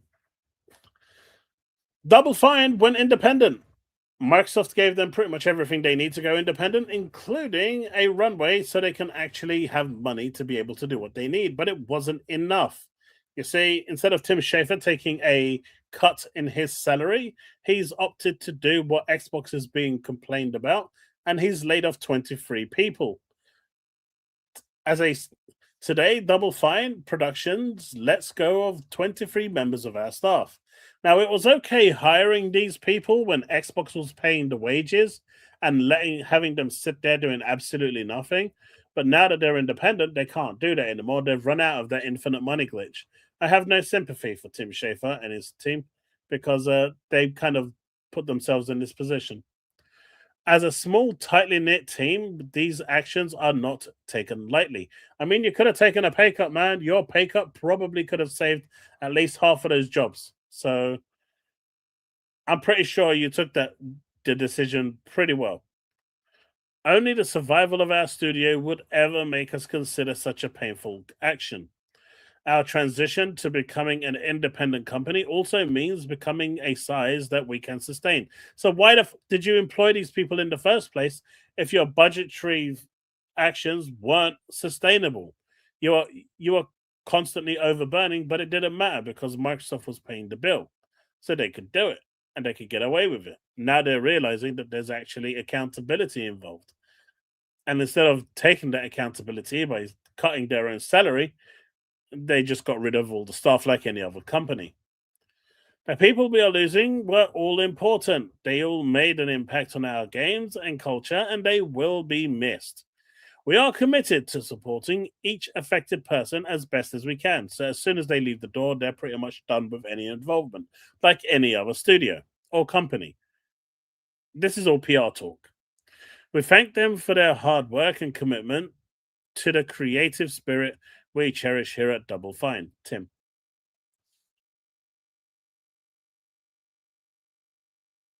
This ain't that kind of movie, bro.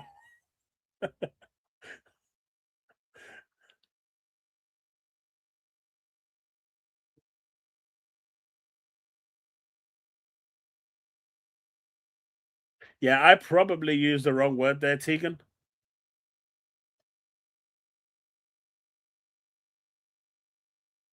My mum left Candy Crush. She now plays Monopoly Go. Yeah, Monopoly Go has been killing it at the moment. That's like the biggest trending game at the moment. Even my mum is on Monopoly Go, and she used to love Candy Crush. I don't think she ever dropped any money on it, to be fair, but she used to spend so much time on it. And now she's just on Monopoly Go. She just finds that more entertaining. Yeah, somehow folk blamed Microsoft. They did. They did. I've seen people blaming Xbox for these 23 members of departure. I suspect a lot of these studios were doing that. Dude, it's documented that the people that went and pitched Kiln, which I'm going to say I enjoyed, and I'm still playing to this day, right? I'm happy it exists because I think it's a small, fun game that's just there and it works. But they openly turned around to a camera and said, we decided to pitch the dumbest and most unrealistic and stupidest idea to Microsoft to see if we could get away with it. And to our surprise, Microsoft greenlit the project because, as far as Phil was concerned, he didn't want to stifle any idea or creativity. He wanted them to go ahead with whatever they believed is best for their studio and best for the company. And he wasn't in a position that could know better than they were, so he put way too much trust in them. But they actually pitched an unrealistically stupid and dumb idea just to see if they could actually get away with it, and they did. And then they started crying when the project failed and fell flat on its face. Like, if you're going to go and start doing stuff like that in a business and take the piss and abuse the goodwill that you're getting from your CEO, I feel like there's a real big problem there. And so, as the saying goes, if you F around, you find out.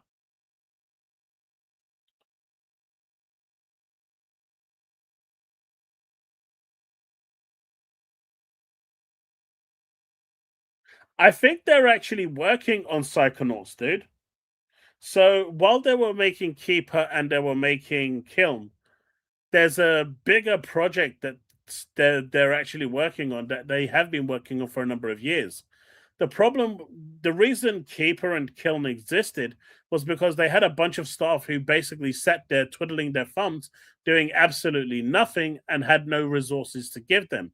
So they created these two mini projects for them to work on and work. I think Keeper took way too long to build personally, but Kiln must have been like a couple of years at best, maybe even just a year.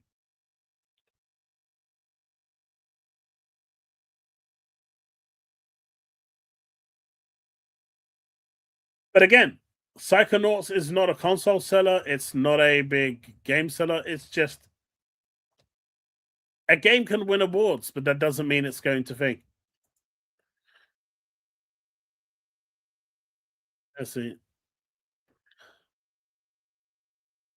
Yes, the ceramic fighter simulator didn't move sales. Insane, man. The people that we are losing are important, blah, blah, blah. Next day, the CEO is making triple of the money and speeding his whole week on a resort spending. Microsoft could sell games at a loss for 300 years and still grow by $1 trillion plus. What? That would make sense.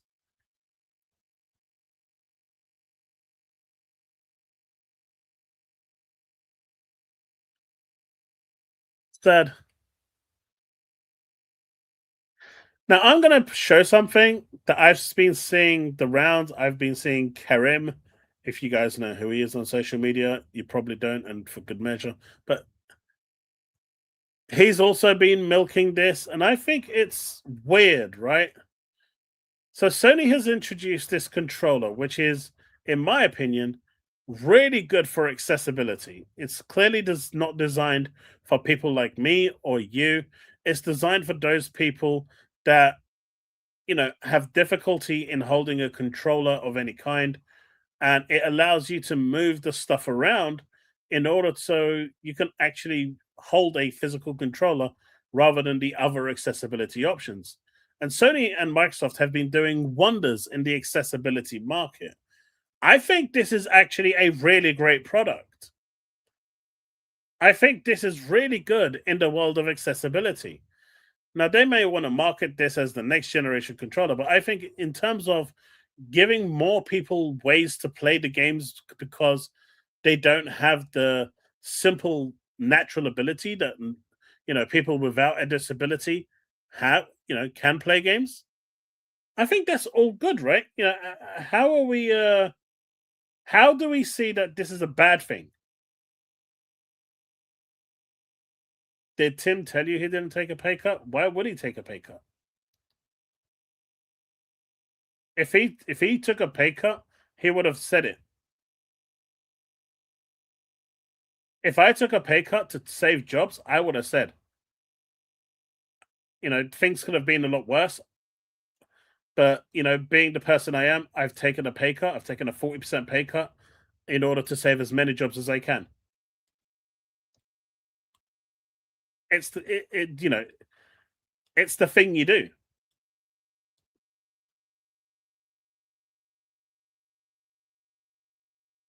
I mean, I don't get me wrong. I get the timing, Force. I get the timing. The timing couldn't be any worse. First your discs, then your buttons. I get the timing. The timing is just as bad as their turntable release on their official Sony page.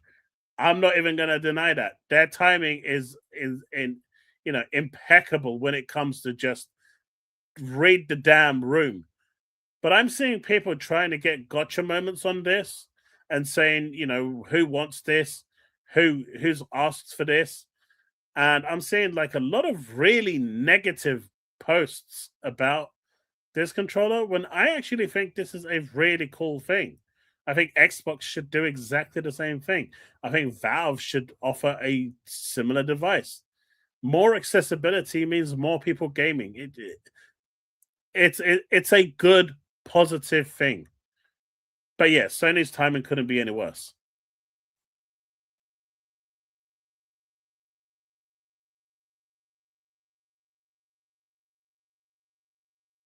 On my anti-narrative? Wait, what am I on my anti-narrative today?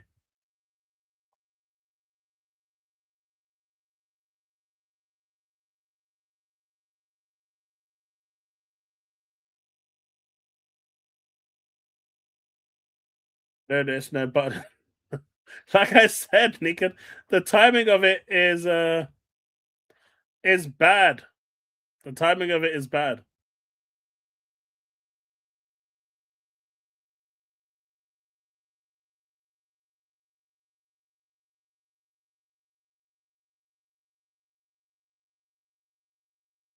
Bags, you know that he actually genuinely believes you when you say that, right?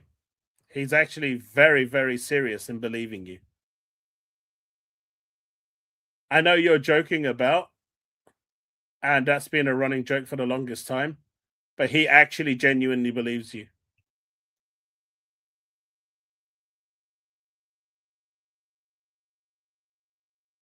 Saying anything positive.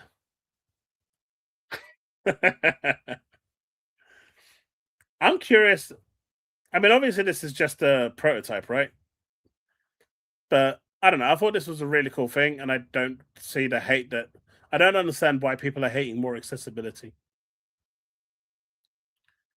It's just you'll be able to put, from what I understand, depending on your hand size or your ability to hold the controller, you'll be able to put the actual D-pad and the face buttons in any position on that grid on the left and right. The only two things that don't look like they can move is the analog sticks. They don't seem to. Well, actually, no, they're moving as well, aren't they? They are moving. They're moving up and down. So it looks like these can move as well, even though they do look a little more defined. I don't know. I think it's a great idea.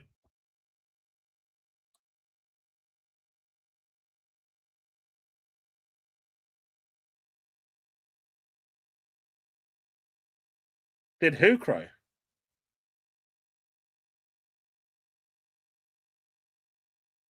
Dude, Tim Schafer doesn't even work at Xbox. Why do you even care?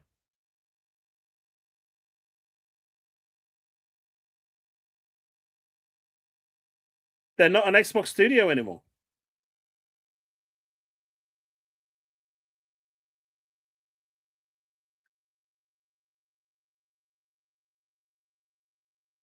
I think it's this whole pushback on the PlayStation situation, right? I don't think that's the blackout is going to do anything. I don't think it's going to change anything. Sony is dead set in their ways, and I think that's it's done. It's a done deal. They've changed the factories. I think what's dirty work is the fact that they sold you a disk drive, they sold you a generator. If they made the PS6 digital only, but they left the duration of the PS5 as a physical, I don't think people would have anything really to complain about. But it's the fact that they launched the PS5 with a disk drive, then they sold you a disk drive with the Slim, and then they're telling you, all right, psych, we're taking it away. That's dirty work. That's nasty work. I just think that's just it's horrible work, man. Now, if they turned around and just said, right, from PlayStation 6 onwards, we're going full digital, at least you kind of know what's going on. You didn't buy into it with a false pretense. So people, if they then choose to buy it, they buy it with the full knowledge that there's no more physicals, there's no drive. But it almost feels like they were bamboozled with the PS5. I get why people are annoyed. Adding to the fact that if Sony does decide to remove any of their games, there's nothing anyone can do about it. It's not like you can go to the 7 Seas and get it for PlayStation. That's just not possible.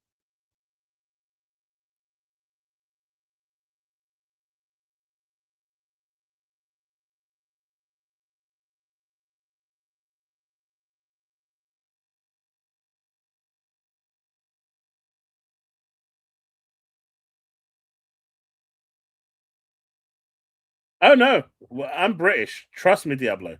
I do not underestimate that. The two things that Brits do best is queue. We love to queue for some reason. It's just one of those things, and moan and complain. We are very good at these two things. I don't know why, but we are.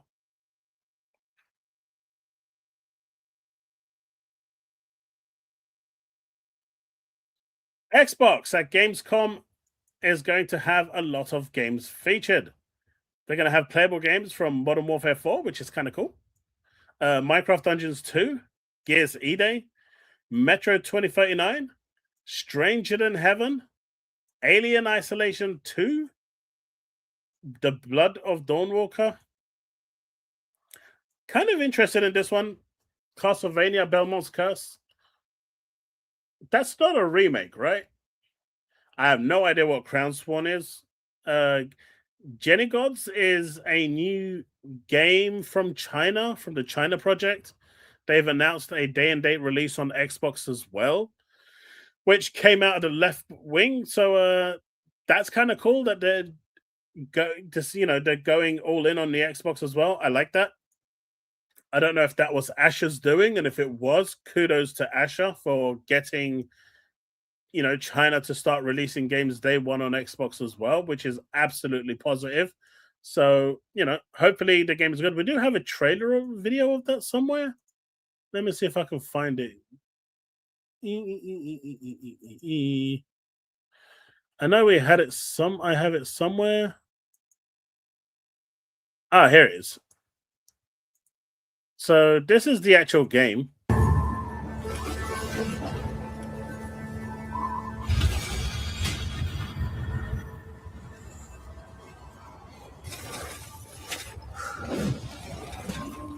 Mortals, how many times now?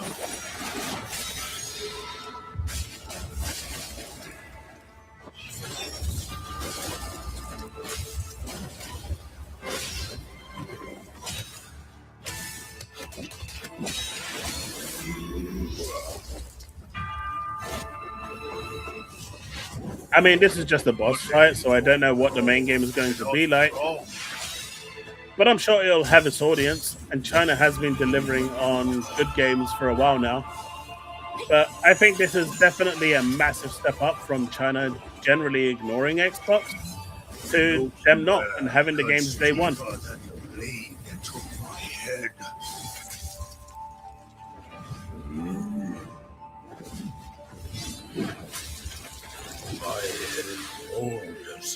No one was bashing Xbox. You're the one that started coming in and bashing Xbox.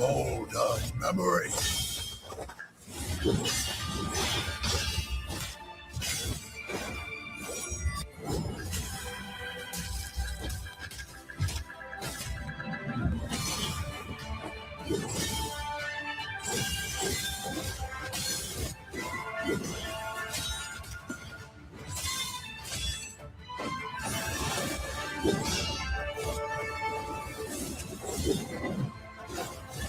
watch it get delayed the next last minute.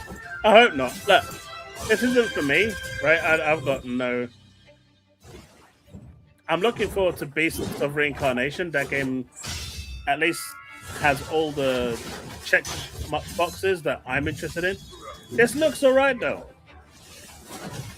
This does look alright, and I think this can definitely have its audience. But if it does well, then we could, see more games. Damn. I think this is going to be a game like Wukong, right?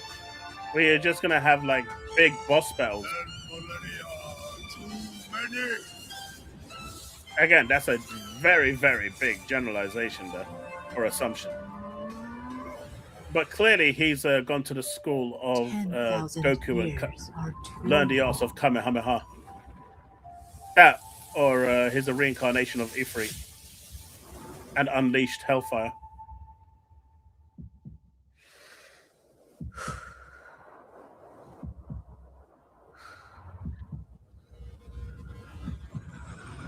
This ends now. I don't know. Looks really good. Resonance Plague Tale is going to be playable. Star Wars Zero Company, Terrible Lizards, no idea what that is. Turok Origins, and Valor Mortis. So a nice selection of games playable over at Fang.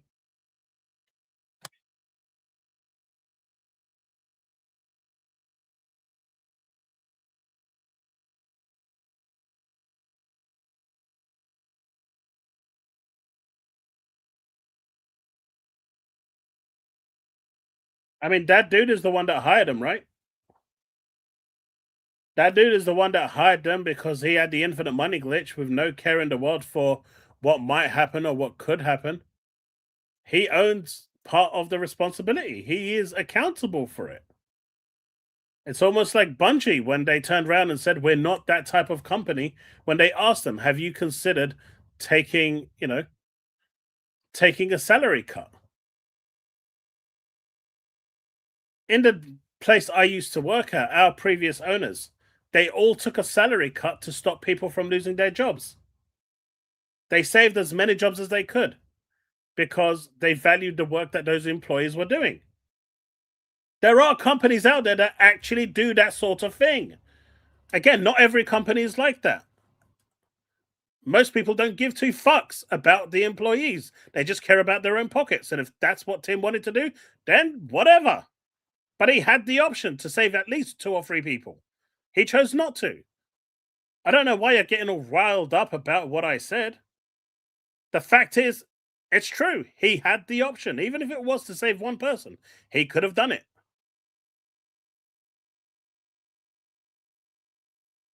Why are you ass looking for someone that doesn't even work for Xbox anymore?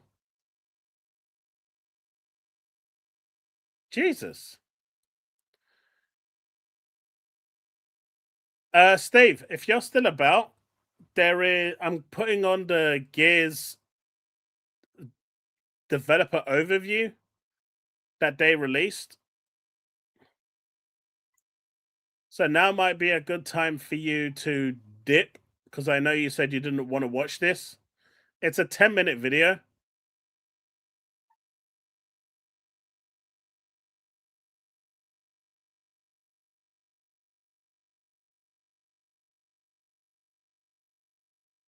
Share this tab. All right, let's check this out. Official multiplayer developer overview. This was shown earlier today. I'm surprised it didn't advertise this more. I totally missed it earlier today. The squad is at the heart of every Gears of War experience. Whether it's in the stories we tell or the modes we build, being a Gear is all about fighting alongside someone who has your back when shit gets intense. Our players have deep connections to their own squads. They tell stories about lifelong friends and family that grew up playing Gears together. Strangers they met in battle and became bonded to through the game. That feeling of fighting side by side is at the center of E-Day's multiplayer modes. And today, we're excited to dive in and show you more. Welcome to Horde Siege. It's an all-new 12-player evolution of Gears' legendary Horde mode. Horde Siege evolves that iconic back-against-the-wall Horde experience that Gears is known for, with larger, more unpredictable, more cinematic, and more memorable battles for you and your squad. This is 3 squads fighting through their own objectives, crisscrossing with each other through the largest and most immersive multiplayer maps we've ever made. But before you go, you need to choose a class and gear up. Each class has its own tactical gear to match its strategy, as well as progression journeys that unlock loadout weapons, armor mods, and tactical gear mods so you can tweak your build to your own personal playstyle. They're actually really taking... Have a good night, Steve. Yeah, they're really actually taking the multiplayer to heart, which is nice. I know they're doing seasonal updates as well, but this is really cool. I like the fact that they're taking multiplayer a lot more seriously now. The Assault class is about controlling the battlefield with mid-range weapons while stunning waves of incoming enemies using the Sonic Disruptor. Marksman focuses on precision damage, especially useful with Horde Siege's longer sightlines, while the Pulse Drone attacks Locust units for you and your squad. The Breacher is a point-blank bruiser that pushes hard into the front line to make risky plays, using an adrenaline injector to refill health and reduce incoming damage. And the Medic is a mid-range revive specialist, focused on keeping your squad on their feet while under fire. Yeah, that's going to be me. Vaporizer revives any gear, even from other squads, within range. Depending on the mission type you've chosen, you'll get a mix of main objectives that will have you moving around the map or hunkering down in a location. These objectives give you more variety than ever before, but they're still focused on the Horde feeling of defending and clearing waves of unique enemy combinations. In Horde Siege, this means securing and protecting rigs, large COG recon devices that have been deployed around the city to scan and map out the enemy's underground tunnel network. They are critical to the defense of Kelowna, but have the unfortunate, noisy side effect of attracting locusts whenever they're activated. Also scattered around the map are secondary objectives. Quick, timed side missions like taking out a high-value target, defusing locust explosives, or delivering a power cord to juice up an active rig. Secondary objectives are optional, but they earn in-session squad perks, boosting your squad's abilities, as well as weapon parts that can be redeemed after your session to upgrade your favorite guns. As you knock off objectives and kill locusts, your squad earns energy. This can be spent at supply caches. There, you can upgrade squad perks, grab equipment like grenades, sentry turrets, and razor mines, change your loadout on the fly if you need a different weapon. Your objectives will often have you cross paths with other squads, and these are really unique, kind of magic moments in Siege, like running into another squad's defensive setup and helping take out some of their waves, or when you both get assigned positions near each other to set up a joint kill zone. But a huge relief when your whole squad is DB&O'd. Yeah, that's more like it. That's how I would be playing the around game. that corner with a clutch revive.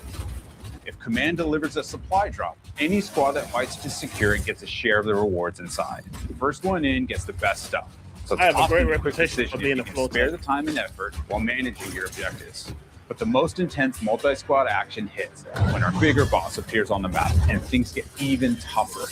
Invasions can happen at any time during a mission.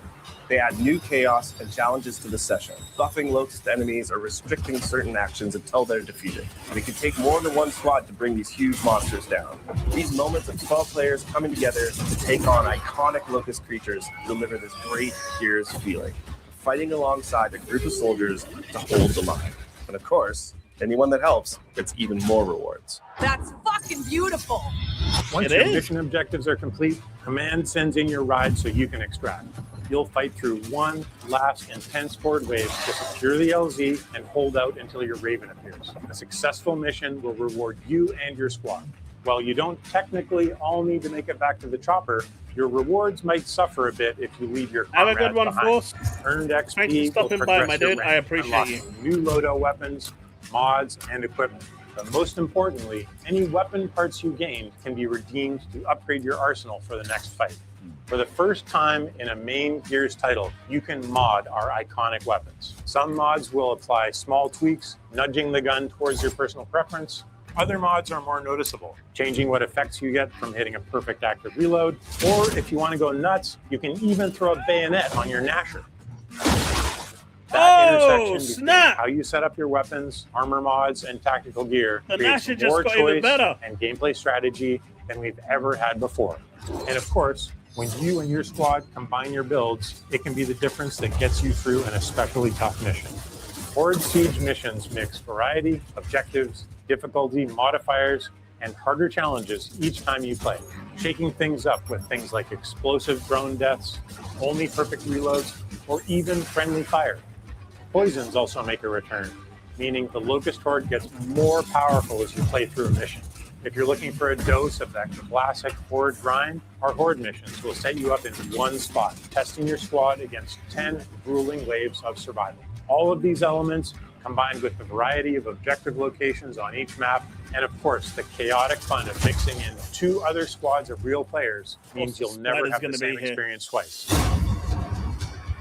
Cat, this looks good. The ultimate squad challenge in Gears has always been founded on versus modes. 2 squads going head to head, trying to rip each other apart with a mix of tactical teamwork and clutch gameplay. We wanted to deliver that pure Gears PvP feeling, but now evolved with E-Day's new movement mechanics. All our launch modes are 4v4, as Locust and Cog squads square off on all new maps.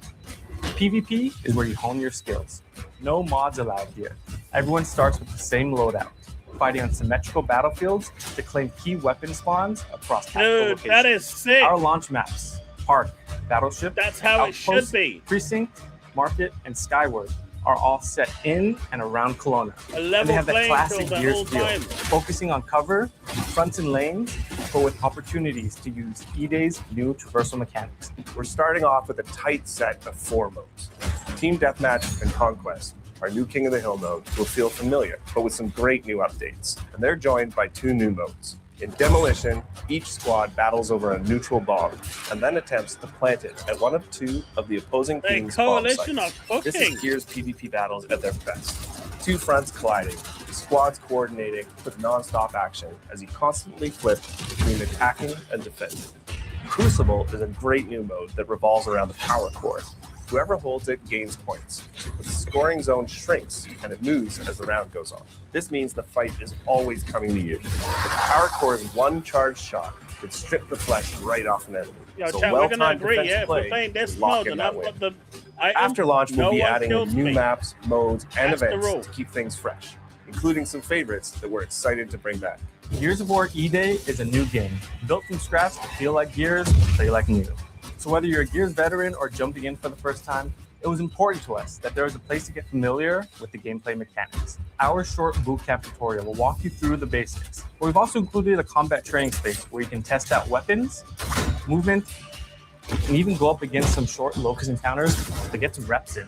We have pre-made control schemes for all types of players. If none of them fit you perfectly, you can always customize one to your liking. When you're feeling ready to pop some heads, Versus is set up with 2 main ways to play. Jump into social to get into the fight and roll through some matches. Or you can even choose a playlist, play bots as you continue to train your skills. If you're feeling up to it, join Ranked to get sweaty and test yourself in more competitive playlists while earning exclusive rewards.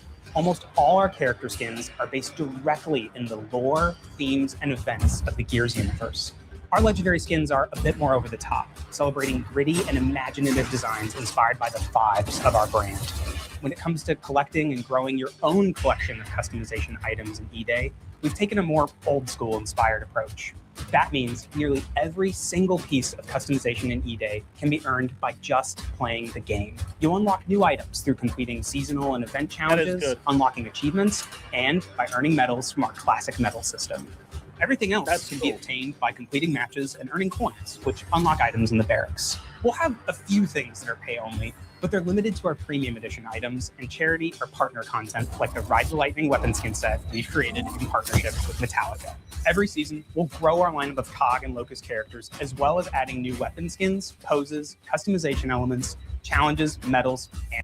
See, that's smart, right? That is really smart. So what they're doing is providing you with a ton of in-game unlockables that you can earn through the game, but also keeping the game monetized to a small degree. Hopefully it doesn't get completely out of control, but those people that want to support the game and fund the multiplayer so they can do more work on it, because at the end of the day, without funding, the multiplayer isn't going to get updates. So, you know, through those small items, they're also getting money trickling through, and a lot of people are going to buy those microtransactions, which means that they're going to get the funding they need to be able to continue making more maps, more content, more operators. So, that's actually a really good way to do it. And I like that the scale is tipped towards more you can earn than you can buy. Unlike in something like Destiny, for example, where the scale of what you could earn and buy was like 5% to 95%. It looks like over here it's more like 90% to 10%, which is really good. I think that's a really good approach. And events. All of this is to say, there's no battle pass, no pay to win, no even bullshit. Better. Play what you want, chase the unlocks that you think are the coolest, and we'll have themed seasonal updates that bring in loads of new kick-ass content. Nah, that Horde sounds Siege great. and Gears Versus. Epic PvE battles and tight PvP combat that deliver on that intense Gears action in a totally new game. So grab your squad and join the fight. Early access to the open beta begins August 6th on Xbox, PC, and Steam. And we can't wait for you to get your hands on Gears of War E-Day. We'll see you on the battlefield. I'm going to be playing the closed beta on Friday, I believe, because I've got access. Tomorrow I'm going to be doing something different, and Saturday I'm just not available.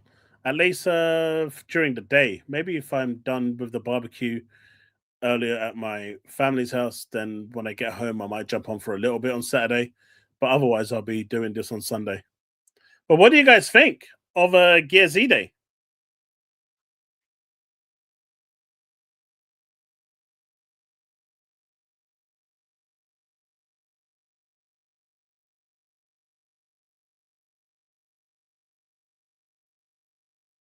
What do you think of the multiplayer? I think that was really damn good.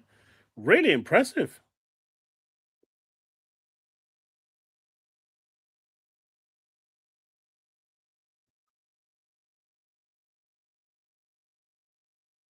And look, chat, I'm going to say this. I know this is a little off topic. I'm just going to put this out there, right? If you're looking for a channel that, I generally deliver Xbox news and then cover little bits of other news as well.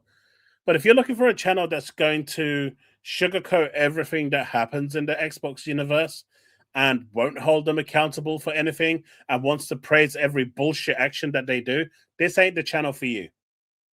If you're looking for that channel, there are many channels out there that will appease you. That isn't this channel. And if, that offends you and that isn't what you're looking for, just leave now and don't come back. I want to make that perfectly clear because this isn't that sort of channel. If I see something BS, as I've always done, and I am never going to change that, be it on PlayStation, Nintendo, or Xbox, I'm going to call it out. But I will praise where praise is due. And so, if that's what you're looking for, the door's there. Feel free to leave and never come back. I really don't care. I just want to put that out there because that kind of riled me a little bit. And it shouldn't have, because I know that's exactly what he wanted. But it's like, you can't say anything bad about Xbox with these people. And I wasn't even saying anything bad about Xbox either. It was more about Double Fine as a company. But if you get offended by any form of negativity, guys, this isn't the place for you. Because I'm going to be honest, in my opinion, I'm not saying my opinion's always correct, but my opinion is my opinion. You can challenge it. But if you can't take even an ounce of criticism, this probably isn't the place for you. Take that as you will. I appreciate all of you for being here, and I would love you to come back, but I don't want to be dealing with that level of bullshit. E-Day looks fantastic. I'm ready for all modes. Can't wait. I know, man. I didn't think there was a need for me to turn around and say that sort of thing, but it is what it is. I'm actually really impressed with what they're doing with the multiplayer. They're really, really going for it to actually make it long-lasting, which says a lot for Gears, considering their multiplayer hasn't really, passed the test of time in any of their games, really. they've always kind of diminished their way down and down, mainly because the skill level is too high, but it's still great to see them putting the effort in.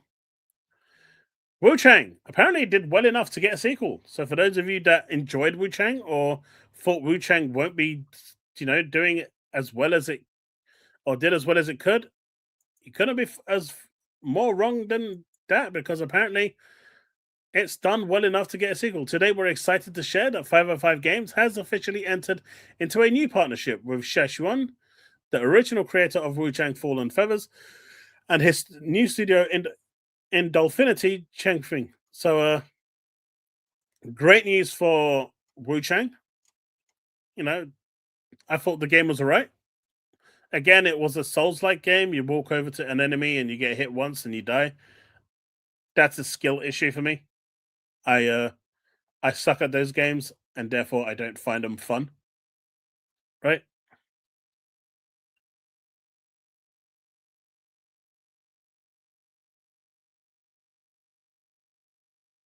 You love this news? Awesome stuff. So, yeah.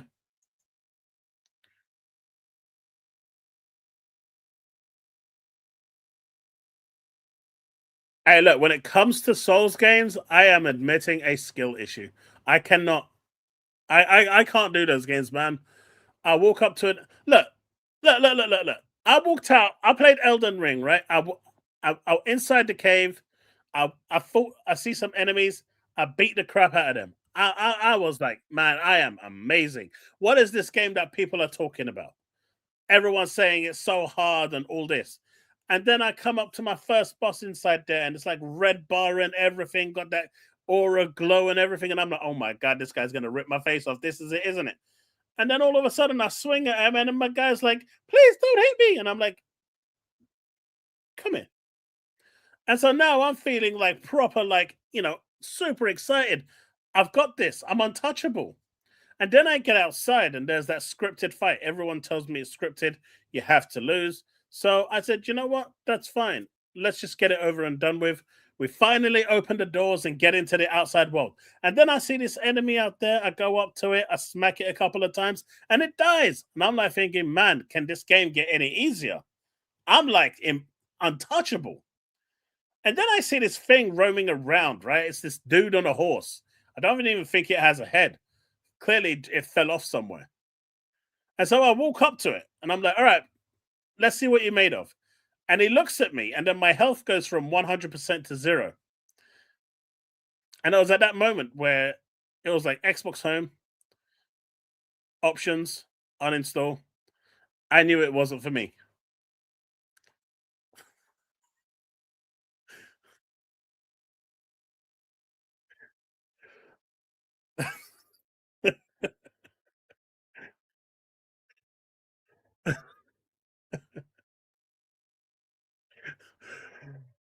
That's pretty much how it went, by the way. That is a pretty accurate, representation of what happened.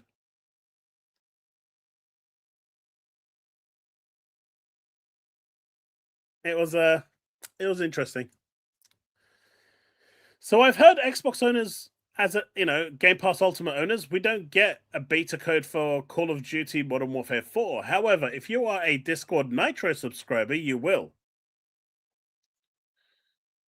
So is it still true that as a Game Pass Ultimate subscriber, we do not get a beta code for Call of Duty Modern Warfare 4?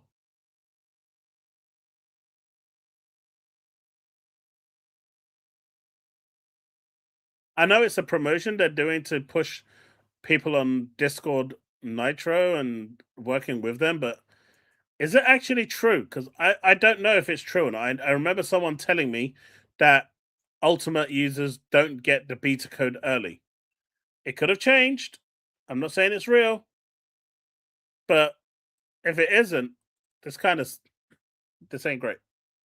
The optics here aren't good. I totally get the business reasoning behind it. And as a Discord Nitro subscriber, I will have access to it, which is great. I'll be able to play it, at least the beta. And then, it was you that told me, Ghosty, right? Then, yeah, that kind of sucks. At least as a Discord Nitro subscriber, I'll have access to it, and I'll check out the beta. I don't think I'll buy the main game. I'll wait for a year. I've never been a COD guy, but I think that kind of sucks. I think Ultimate subscribers should at least get access to the beta. There's no reason not to give Xbox customers access to the beta through Game Pass Ultimate. That's not even selling the game, right? If people are on the edge, especially after the previous game, this is like a really good way to get people on board. Is that me being too negative now, folks? Dispatch is officially available as of yesterday for me, today for you guys in the US, on Xbox. This was quite popular back about a year ago when it released originally. A lot of people loved it. It's now available, and Neo was Neo always exclusive to PlayStation, if I'm not mistaken? Or was that Sekiro? Can't remember. But August the 3rd, Neo arrives on Xbox as well, which is cool. Nope, just negative enough. I don't know, man. I'm not just going to sit here and think. And those were the same people, right? That were going into Discords and bad-mouthing me. I saw it when I was in those Discords because they didn't realize that I was there. And I could see them bad-mouthing me because I said something negative about Xbox.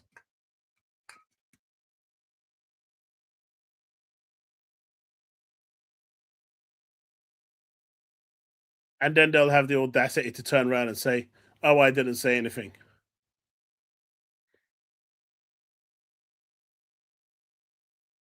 On to more important news. Final Fantasy X-10-2 HD Remaster Switch 2 reviews. Getting great reviews. I mean, that Metacritic clearly is wrong. It should be 92 because it's Final Fantasy. But hey, man, the Switch 2 version is doing really well. It's basically the PC port.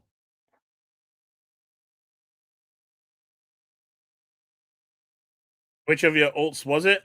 It's many of them, man. Mate, you'd be surprised at the shit that they were saying about me that I said when I didn't even say it. It's impressive. Koei Tecmo says it plans to release 6 major PC console titles and 19 mid-sized titles by the end of fiscal year 2027. That's crazy. That's insane. That's 23 games. It doesn't list what games they are. I'm going to guess a bunch of these have to be remasters, right? Or remakes. I've left them long since, man. I don't want to be in places where even the owners of the Discords are going to be bad-mouthing me. They'll smile to my face and then turn around and call me all sorts of names behind my back. Those people are just bitches. I've got no time for them. But this is impressive, right? 25 games. I assume a lot of them are going to be remakes and remasters, but still, credit where credit's due.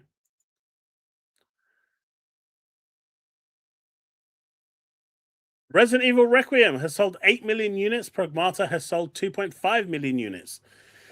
And Pragmata 2 pretty much has been greenlit. They're saying that a sequel to the game is definitely on the cards for them to do because the game actually sold really, really well, which is great because I think Pragmata is fantastic. It's an amazing game. I loved every moment of playing it.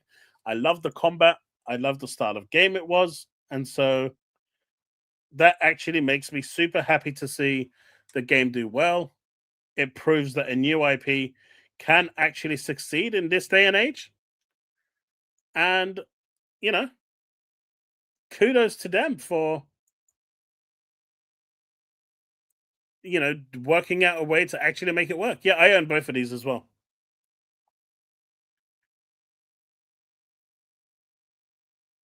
About 1 out of 10 of them will come to Xbox. Probably. Koei Tecmo isn't known for releasing their games on Xbox, unfortunately. But this is what I'm saying. If they could get them to work on the Xbox PC app with Helix, that wouldn't matter anymore. Because if the Helix will run the games off the Xbox PC app and those games are going to be on there, you'll still get access to it. And so even if it is through a loophole of kind, you're still getting those games playable on your Xbox Helix through the Xbox app, and you can enjoy those Xbox achievements that most people enjoy, right? You'll still get those achievements. And so Microsoft just needs to do a bit of work there and make sure that those things are there.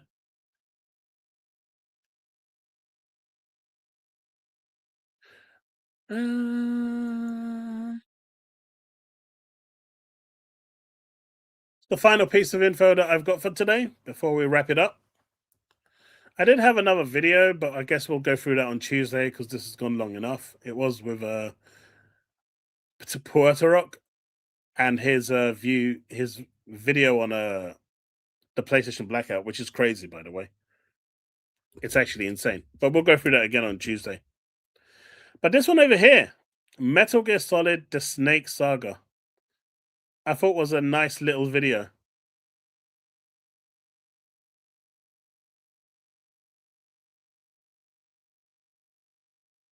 I thought it was a nice little video.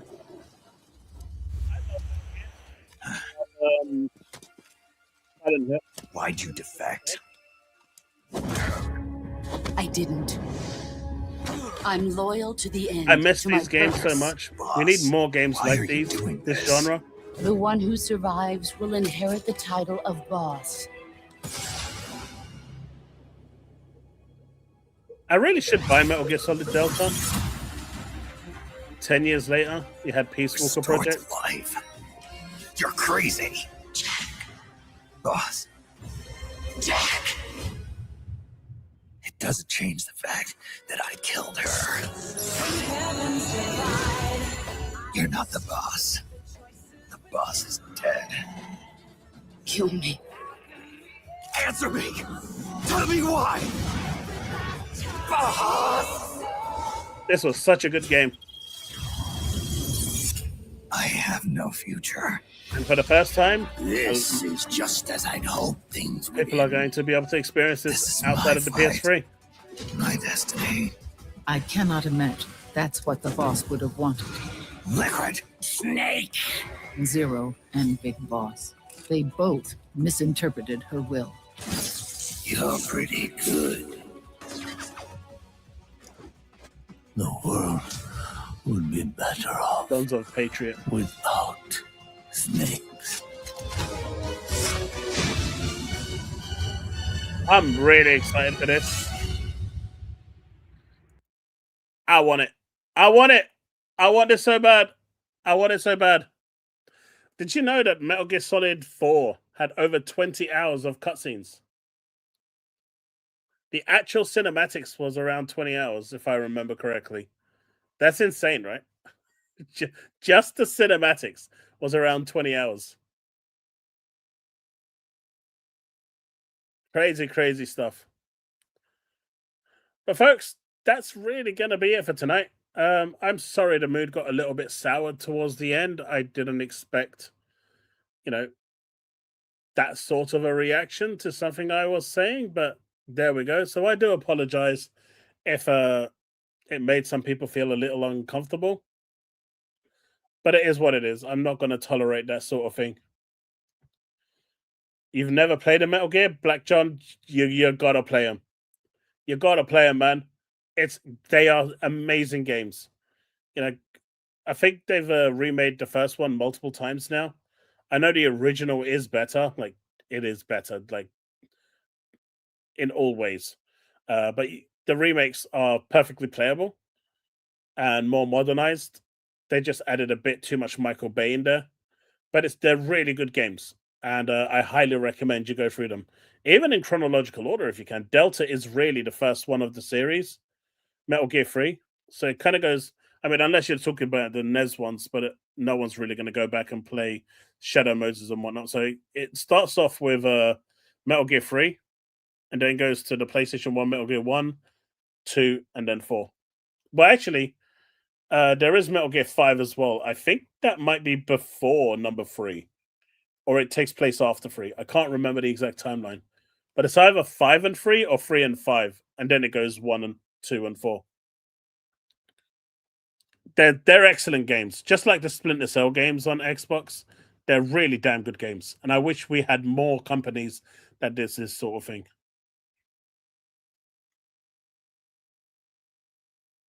I have the first collection they released recently. Nice.